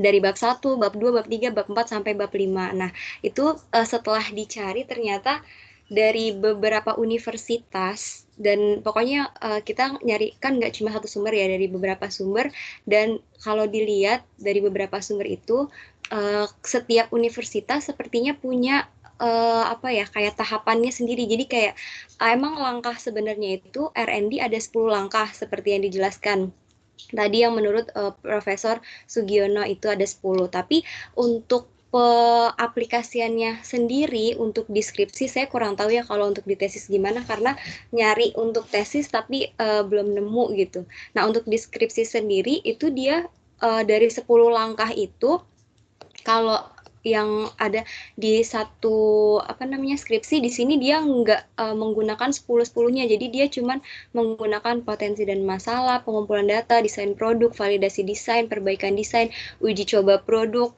Nah, itu sampai situ tahapan prosedur untuk R&D-nya. Sedangkan uji cobanya sendiri nanti ada desain uji coba, subjek uji coba, jenis data, instrumen pengumpulan data dan teknik analisis data. Jadi untuk penulisannya sendiri mungkin nanti kembali lagi ke arahan dari dosen pembimbingnya masing-masing seperti itu. Karena jangankan untuk itu kan masuknya ke bab 3 ya di metode penelitiannya. Di bab 1-nya pun penulisannya itu susunannya ada juga yang berbeda. Jadi kayak ada kalau yang tadi dijelaskan kan itu yang lengkap ya, versi lengkapnya itu ada sampai G sampai sampai 7 langkah kalau nggak salah di bab 1 itu ada yang seperti yang dijelaskan. Tapi ada juga di penulisannya di bab 1 itu cuman kayak biasa, kayak apa namanya, pendahuluannya cuman latar belakang, tujuan, tuh pokoknya cuma ada 4 langkah, nggak ada spesifikasi produk. Itu juga ada yang kayak gitu. Jadi untuk penulisannya sendiri mungkin, dan untuk penelitiannya sendiri juga kayaknya dilihat lagi ke universitasnya itu menggunakannya seperti apa gitu. Ada juga, nah untuk informasi sedikit ya, untuk jadi langkah-langkah yang tadi dijelaskan itu kan menurut Profesor Sugiono, ada juga dari profesor lain, jadi kayak ada beberapa pendapat. Nah itu juga bisa ngambil dari yang mana, sama kayak apa ya, ngambil instrumen, misalnya instrumen berpikir kritis misalnya, itu kan dari beberapa ahli kan ada banyak ya, nah tergantung kita mau ngambilnya yang mana gitu. Jadi dilihat siklusnya itu juga kayaknya ya nggak mesti 10-10-nya itu. Jadi diktat mungkin kalau misalnya udah sampai uji tahap yang terakhir, apa cuma uji pertama doang, nggak sampai di revisi terus uji lagi, nggak sampai 10 langkah, itu juga mungkin bisa tergantung sama ahlinya yang kita tanyain, sama juga dari dosen pembimbingnya kita gitu sih kayaknya kalau dari menurut saya.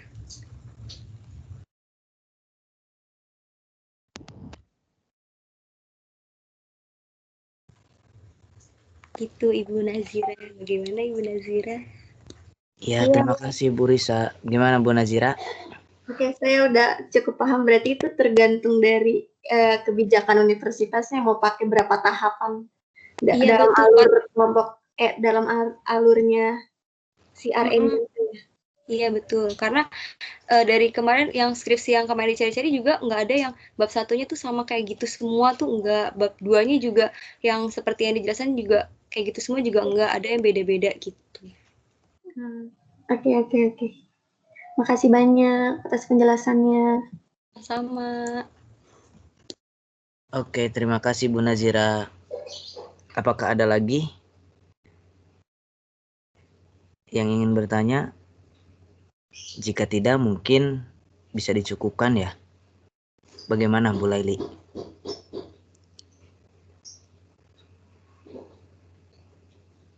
Cek. Gimana? Jika tidak, kita cukupkan. Gimana Bu Laili? Ini Bu Pintanya beneran sama sekali nggak bisa masuk ya? Apa gimana Bu Laili? Apa kita nunggu Bu Pinta?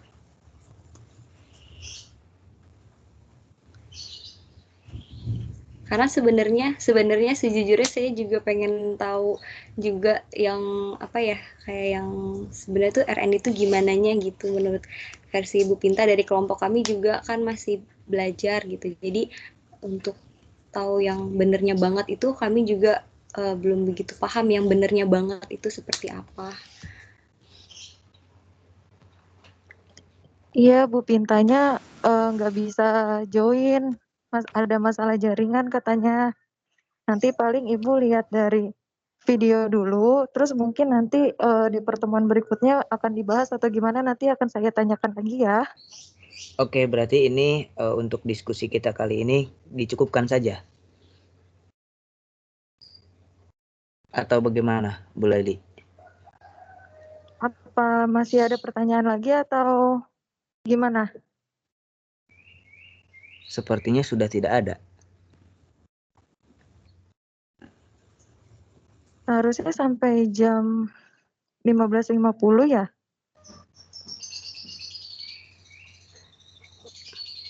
Iya, mungkin karena memang sudah tidak ada lagi yang bertanya, dan memang ya kita tunggu penjelasan dari Bu Pinta. Jika penjelasannya memungkinkan di pertemuan berikutnya, ya berarti kita cukupkan. Bagaimana? Atau mungkin boleh di-sharing aja itu. Kalau enggak boleh di-sharing. Jadi tiap kampus kan beda-beda. Iya betul-betul. Nggak apa-apa, sekarang sharing-sharing aja. Barangkali saling ingin tahu di kampusnya sebelumnya seperti apa, kayak gitu. Jadi kalau saya boleh cerita, di UIN sendiri, di UIN Jakarta, kebetulan kemarin saya sedikit ngebantu ya mau teman-teman yang penelitian itu menurut saya pengembangan. Tapi saya itu belum tahu kalau itu masuknya ke R&D karena saya waktu pas penjelasan dosen cuma hanya beliau menjelaskan tentang pengembangan aja, tidak menjelaskan secara detail tentang R&D ini sendiri. Jadi cuma jelaskan kayak pengembangan, ya kayak pengembangan media, pengembangan bahan ajar, seperti itu. Nah, kalau di UIN sendiri, untuk di masa pandemi ini hanya diuji coba ke ahlinya aja, jadi tidak diterapkan ke siswanya. Nah, di siswanya hanya diberikan angket, kayak gitu sih. Itu untuk pada saat pembelajaran di masa pandemi seperti ini. Jadi cuma hanya nggak nyampe satu siklus malah, sampai uji setelah validasi dari ahlinya aja. Jadi dan nggak sampai uji coba ke siswanya langsung, kayak gitu. Itu kalau yang saya tahu selama pandemi ini teman-teman dari UIN yang baru melaksanakan sidang, kayak gitu.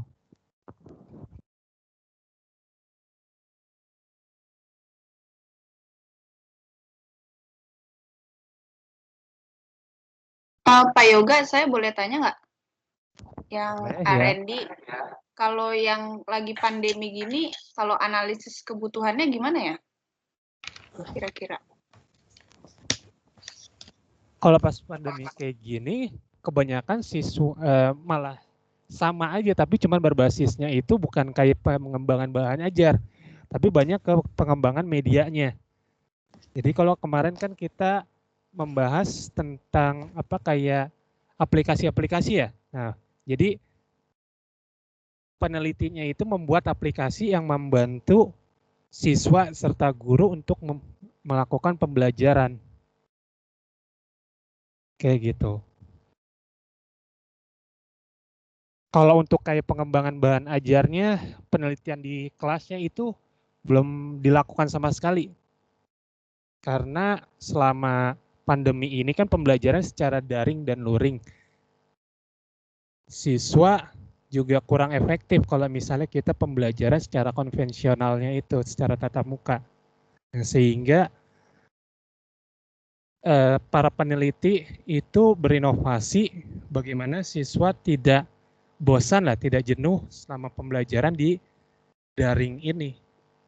Jadi dikasihin kayak materinya. Kalau misalnya yang belum pernah gurunya make pembelajaran quizzes, ya itu bisa dijadikan pengembangan bahan ajarnya secara learningnya. Tapi kalau yang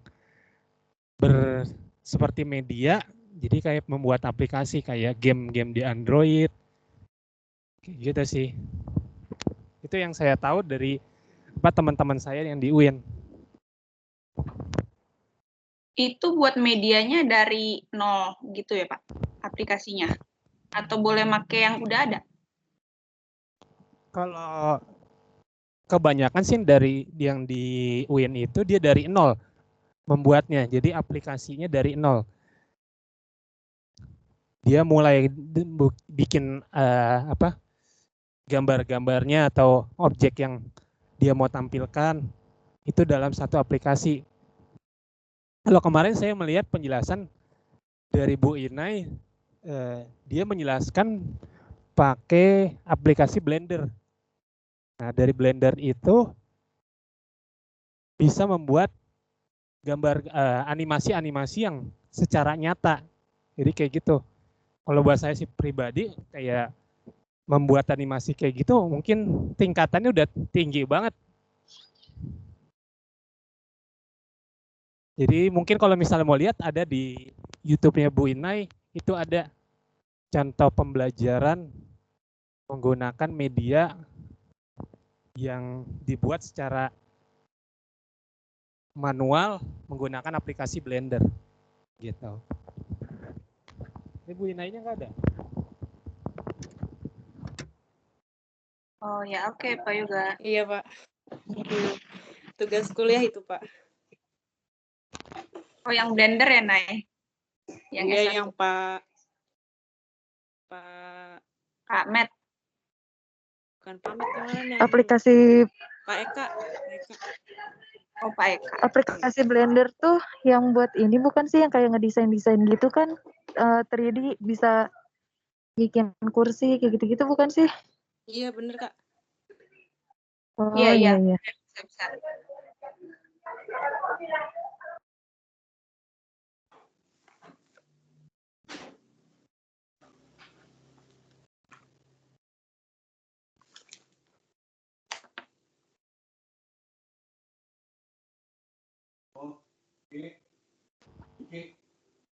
Mungkin kalau di kampus lain bagaimana saya juga belum tahu kan, makanya kita biar menyamakan pandangan aja penelitian-penelitian yang ada di tempat lain, apa di kampus-kampus.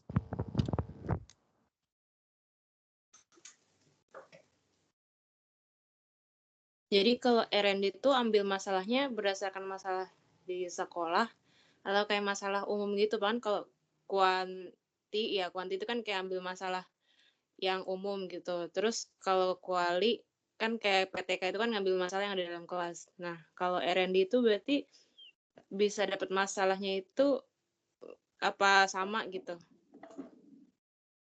Atau beda?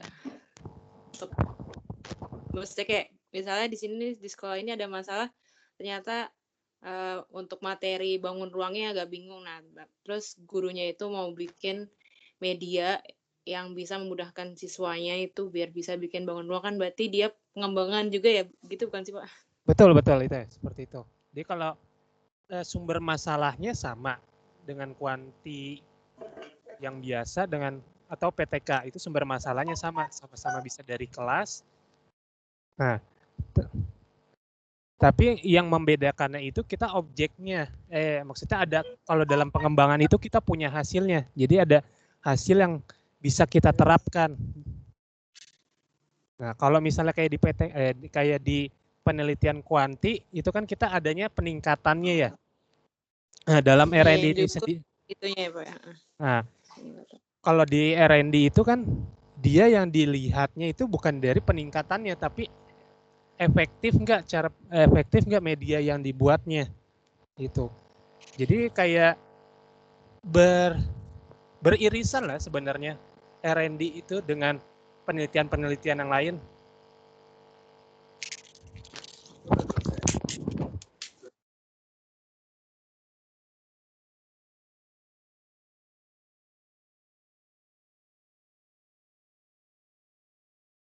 Oh, saya mau tanya lagi buat penyaji materi. Kalau yang di R&D ini sampelnya satu kelas itu atau kayak PTK ya hanya 6?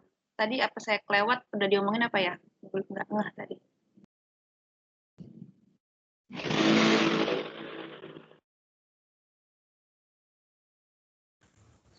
Apakah tadi pertanyaannya? Mohon maaf. Itu kalau di R&D pas uji coba dicobain ke siswanya itu satu kelas atau gimana ngomongnya ya maksudnya? Iya, dia dicobain ke kelas gitu ya. Jadi nanti hasil kesimpulannya di kelas itu apa gimana ya? Belum ngeh sebenarnya saya tadi. Iya, jadi mau nambahin sedikit ya, mohon dikoreksi kalau ada yang salah. Saya juga ingat dari skripsi teman saya kemarin. Jadi kalau misalnya dia itu dari satu kelas dulu diuji, dicoba, pokoknya nanti kan ambilnya kan yang heterogen, jadi dari siswa yang tingkat berpikirnya tinggi sampai yang biasa gitu kan ya.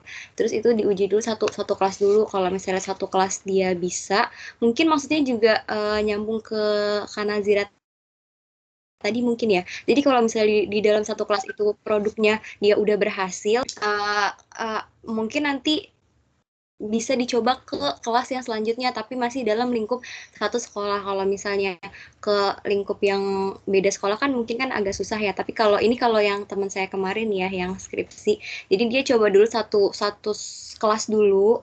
Kalau misalnya nanti dilihat dari hasilnya, apakah produknya itu udah bagus apa belum. Kalau misalnya belum, masih ada yang kurang, diperbaiki lagi, direvisi, nanti dicoba lagi di kelas yang berikutnya gitu. Jadi masih dalam satu lingkup sekolah tapi dicoba ke kelas yang berbeda gitu. Jadi mungkin ambil kelas sampelnya bisa lebih dari 1, bisa 2 atau 3 gitu untuk pengujian produknya itu sendiri gitu. Kalau ngambil kelas sampelnya lebih dari 1, tapi kan kita pakai analisis kebutuhan ya. Apa kelas lain juga sebenarnya butuh? Atau gimana ya? Kalau satu kelas, mungkin karena kelas itu memang anak-anaknya kesulitan. Tapi pas kita nyobain lagi ke kelas lain, apakah sebenarnya anak-anak itu memang butuh? Gimana ya? Boleh mohon. Mungkin kalau produk itu sendiri mungkin gini ya, kalau kayaknya ya, kalau menurut saya itu kalau produk misal nih produknya mau mengembangkan bahan ajarnya misalnya modul tapi bilingual misalnya. Nah itu nanti dilihat nih produknya ini dicoba di kelas yang pertama udah bisa apa belum. Kalau belum, kenapa nih nggak bisanya gitu kan. Dilihat dari situ dulu nih. Nanti kalau dilihat dari situ, oh mungkin ternyata ada kata-kata yang kurang, atau mungkin ada tahapan-tahapan yang kurang di modul itu misalnya. Nah nanti dari uji yang di kelas yang pertama itu udah tahu kesalahannya di mana, nanti direvisi lagi gitu ya. Terus habis itu kalau seingat saya kalau teman saya itu dia udah di satu kelas terus dia pindah ke kelas yang berikutnya gitu. Atau mungkin kalau mau nyoba di kelas itu lagi, tapi kan terus juga kan kalau misalnya produk itu juga kayak tadi udah dijelasin kan ada pembatasan masalah ya, maksudnya pembatasan materi. Jadi misal modul mau materi apa, misal himpunannya bagian apa aja kayak gitu kan. Kalau misalnya dicoba lagi di kelas yang sama, misal pertama nyoba di kelas yang A, terus habis itu udah tahu kesalahannya di mana, udah direvisi, dibenerin lagi, dicoba lagi di kelas yang A, itu nanti anak-anak kan udah tahu ya kurang lebih modulnya. Oh modulnya ini mah paling isinya sama kayak kemarin, paling cuman beda atau mungkin ada tambahannya sedikit gitu. Jadi mungkin bisa juga dicoba di kelas itu lagi, atau tambahannya juga di kelas yang lainnya untuk tahu kira-kira kalau misalnya di kelas yang berikutnya dengan modul yang sudah diperbaiki itu mereka bisa nggak ngerjain, paham nggak sama modulnya kayak gitu. Kurang lebih seperti itu. Kalau ada yang mau menambahkan silahkan.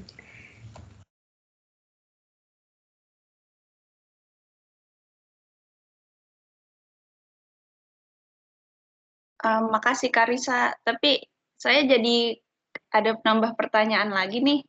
Boleh nggak nanya? Apa tuh? Jadi Kalau penasaran. Insya Allah ntar dibantu sama Pak Yoga, Pak Mildan, sama Bu Tuti.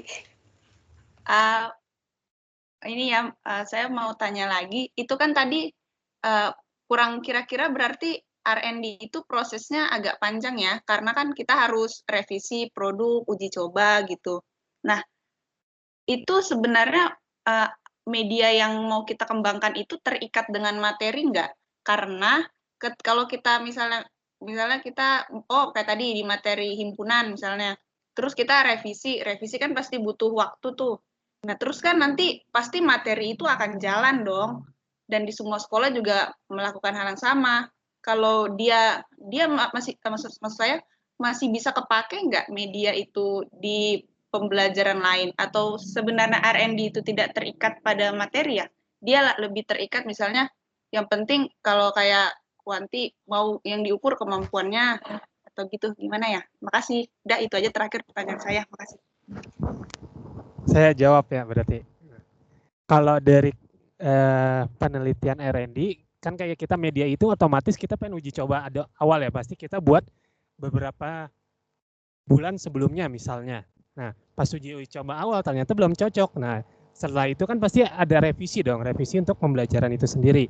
Atau, nah kalau misalnya pas setelah revisi itu kan otomatis pembelajarannya sudah lewat ya. Nah, kalau sudah lewat, kadang ada pembimbingnya itu minta cari sekolah yang belum melakukan materi itu. Nah, kalau misalnya sudah nggak ada sekolah yang melakukan penelitian, sudah nggak ada yang mempelajari materi itu, ya udah terpaksa yang pembuat materi itu menyiapkan angketnya aja. Jadi uji coba tetap, cuman ya udah hanya sekedar uji coba. Kita tidak tahu hasil validnya 100%-nya bagaimana, hanya melihat dari keefektivitas dari media atau materi yang ya medianya dari pembuatnya. Kayak gitu sih. Kalau kemarin kebanyakan adik-adik kelas saya pada seperti itu. Dia sudah lewat semua waktunya. Menguji coba juga bingung pas masa pandemi seperti ini. Jadi mau nggak mau dia menerapkan angketnya aja. Dia butuh beberapa guru, terus beberapa siswa dari beberapa sekolah untuk uji coba media yang dia buat. Kayak gitu. Ini selama masa pandemi kayak gitu sih yang saya tahu. Terima kasih. Oh ya, makasih Pak Yoga, makasih Karisa. Sama-sama. Oke. Terima kasih Bapak Ibu guru sekalian. Ada lagi yang ingin bertanya?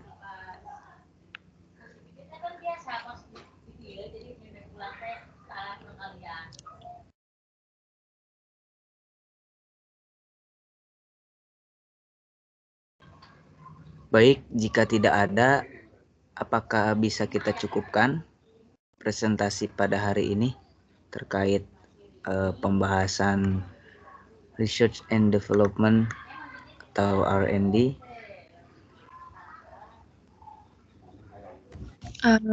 Saya mau bertanya tentang yang tadi yang Roselyn, boleh? Boleh silakan. Masih ada waktu 5 menit menuju 2 jam. Ya, jadi cuman lebih kayak mastiin aja sih, berarti kalau begitu R&D itu bisa melakukannya itu nggak sesuai materinya ya, karena kan cuman untuk melakukan uji cobanya aja. Yang penting kita bisa dapat respon dari siswa ataupun dari guru saat memakai aplikasi yang kita pakai. Betul nggak? Jadi misalnya seandainya kita bikinnya tentang materi yang udah lewat, tapi kita cuma butuh 1 kali pertemuan untuk mendapatkan respon, berarti tinggal menyiapkan waktu untuk anak-anak itu meluangkan waktu untuk kita melakukan uji coba aplikasi kita, iya nggak? Ini walaupun materinya sudah maju, masih bisa kita lakukan penelitian yang sesuai untuk R&D kita, betul seperti itu? Betul, tepat sekali. Jadi bisa diterapkan di kelas yang mau untuk atau yang kita dapat izin untuk melakukan ibaratnya menerapkan penelitian itunya, medianya. Jadi tidak perlu dijadwal, tidak perlu sesuai materi sebenarnya. Tapi kalau lebih baiknya lagi pas ada materinya, jadi siswa bisa langsung merasakan kayak gitu sih. Oke. Terima kasih Bapak Yoga.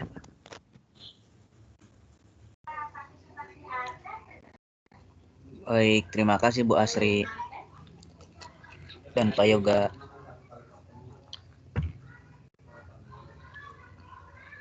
Bagaimana yang lainnya, Bapak Ibu guru sekalian?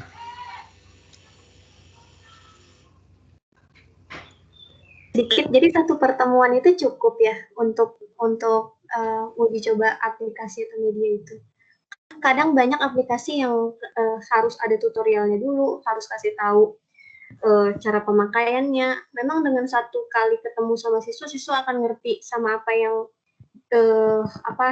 media yang mau dikembangin itu ya.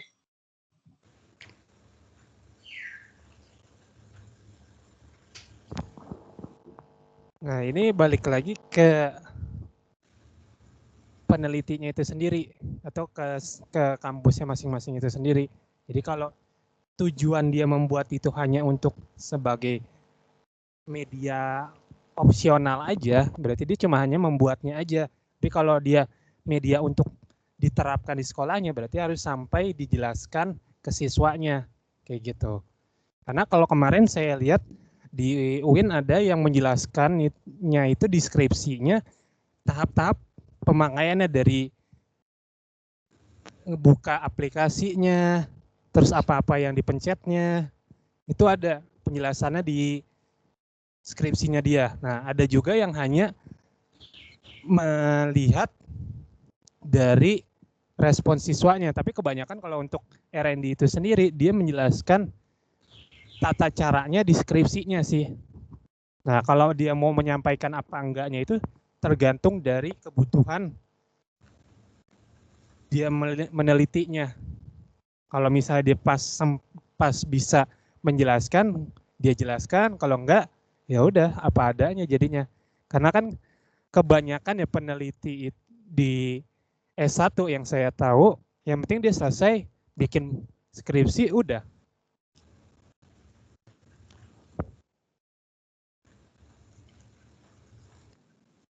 Izin menambahkan, mungkin gini kali ya Bu Nazira, kalau misalnya pun dia hanya 1 kali pertemuan, mungkin kalau misalnya cuma ngerjain modul atau bahan ajar gitu, mungkin anak-anak nggak harus dikasih tahu step-stepnya cuma dibaca, kerjain gitu aja mungkin bisa ya. Tapi kalau misalnya untuk pengembangan dari misalnya medianya sendiri atau teknologi atau misalnya pembuatan software seperti itu yang anak-anak tuh belum tahu banget ini tuh apa sih gitu, misal ini tuh aplikasi apa sih, software apa sih gitu, yang anak-anak masih belum paham. Mungkin untuk 1 kali pertemuan bisa cukup kalau dia disertakan buku panduan, jadi anak-anak juga dikasih tahu nanti tata cara penggunaan aplikasinya seperti ini gitu, cara penggunaannya ada di buku ini, silahkan dibaca lalu dicoba aplikasinya. Itu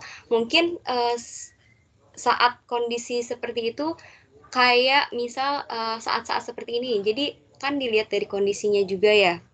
Kalau misalnya kondisinya memungkinkan untuk dan diizinkan gitu ya dari pihak sekolah atau pihak gurunya sendiri itu untuk memakai beberapa kelas, beberapa pertemuan, mungkin bisa. Tapi kalau misalnya udah mepet misalnya, terus juga waktunya nggak cukup dan harus kayak ya cuma bisa 1 pertemuan, ya paling cara lainnya itu dibikin buku panduan. Itu kalau misalnya untuk software ya. Kalau untuk modul kayaknya sih anak-anak tinggal baca aja, ngisi gitu kan. Kalau untuk softwarenya sendiri, misal pengembangan produknya tentang software, harus disertakan buku panduan. Tapi alangkah lebih baiknya lagi mungkin kalau di pertemuannya itu jangan cuma sekali aja, bisa 2 atau 3 kali gitu. Gitu sih kalau menurut saya.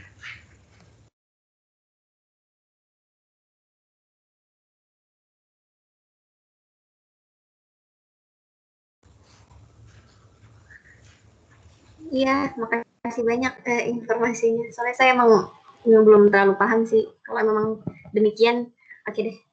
Nazira, oke aja.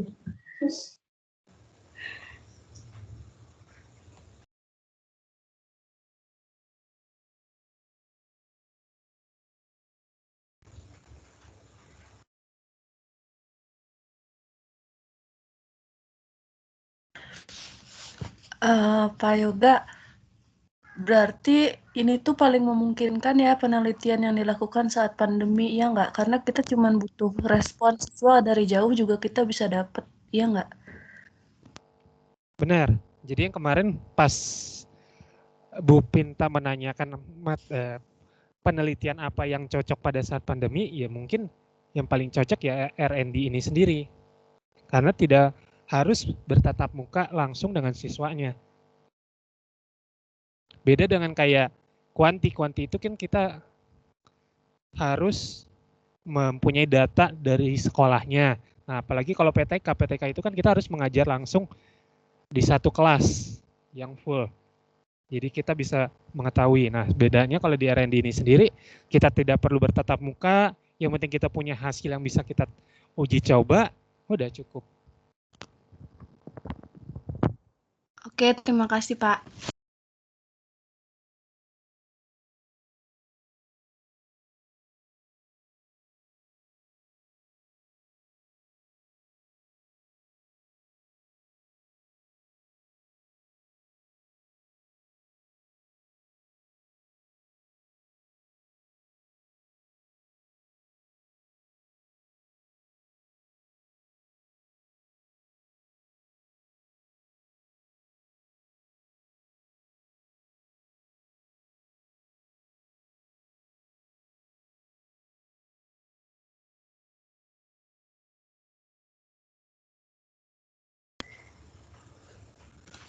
Bagaimana teman-teman, apakah masih ada pertanyaan atau ini kita akhiri jam berapa ya, mengingat masih ada mata kuliah selanjutnya dan belum sholat asar gitu kan.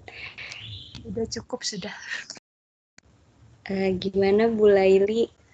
Apakah Iya, takutnya nanti sampai maghrib lagi. Cukupkan ya. Iya. Oke, kalau gitu sepertinya Bapak Wildannya sedang kamar mandi atau sholat mungkin. Saya ambil alih ya untuk ininya.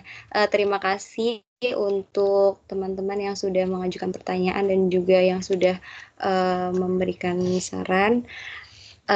Kami dari kelompok yang membahas tentang R&D meminta maaf jika ada kekurangan atau pasti ada kekurangannya dan mungkin masih belum jelas. Mungkin nanti untuk pertemuan selanjutnya bisa lebih dijelaskan lagi oleh Bu Pinta, karena kami juga masih belajar terkait R&D sendiri itu seperti apa, seperti itu. Terima kasih untuk teman-teman yang sudah mau merespon dan semoga ilmunya hari ini bermanfaat untuk kita semua, jadi nambah pengetahuan juga. Mari kita akhiri pertemuan kita hari ini. Bapak Wildan udah muncul ya? Iya udah. Oh iya, silakan saya kembalikan ke Bapak Wildan deh kalau gitu. Oke, terima kasih Bu Risa. Oke, terima kasih Bapak Ibu guru semuanya. Semoga apa yang kita pelajari dan diskusikan hari ini bermanfaat. Dan semoga tetap kita tidak pernah merasa puas akan apa yang kita dapatkan di hari ini. Oke, kita tutup diskusi bersama kami dari kelompok 3.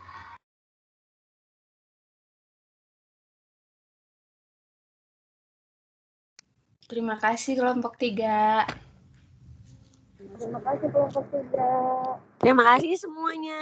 Makasih ya semua. Makasih ya. Assalamualaikum warahmatullahi wabarakatuh. Assalamualaikum warahmatullahi wabarakatuh.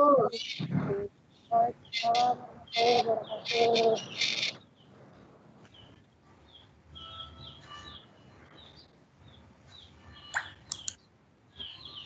Udah boleh live ya?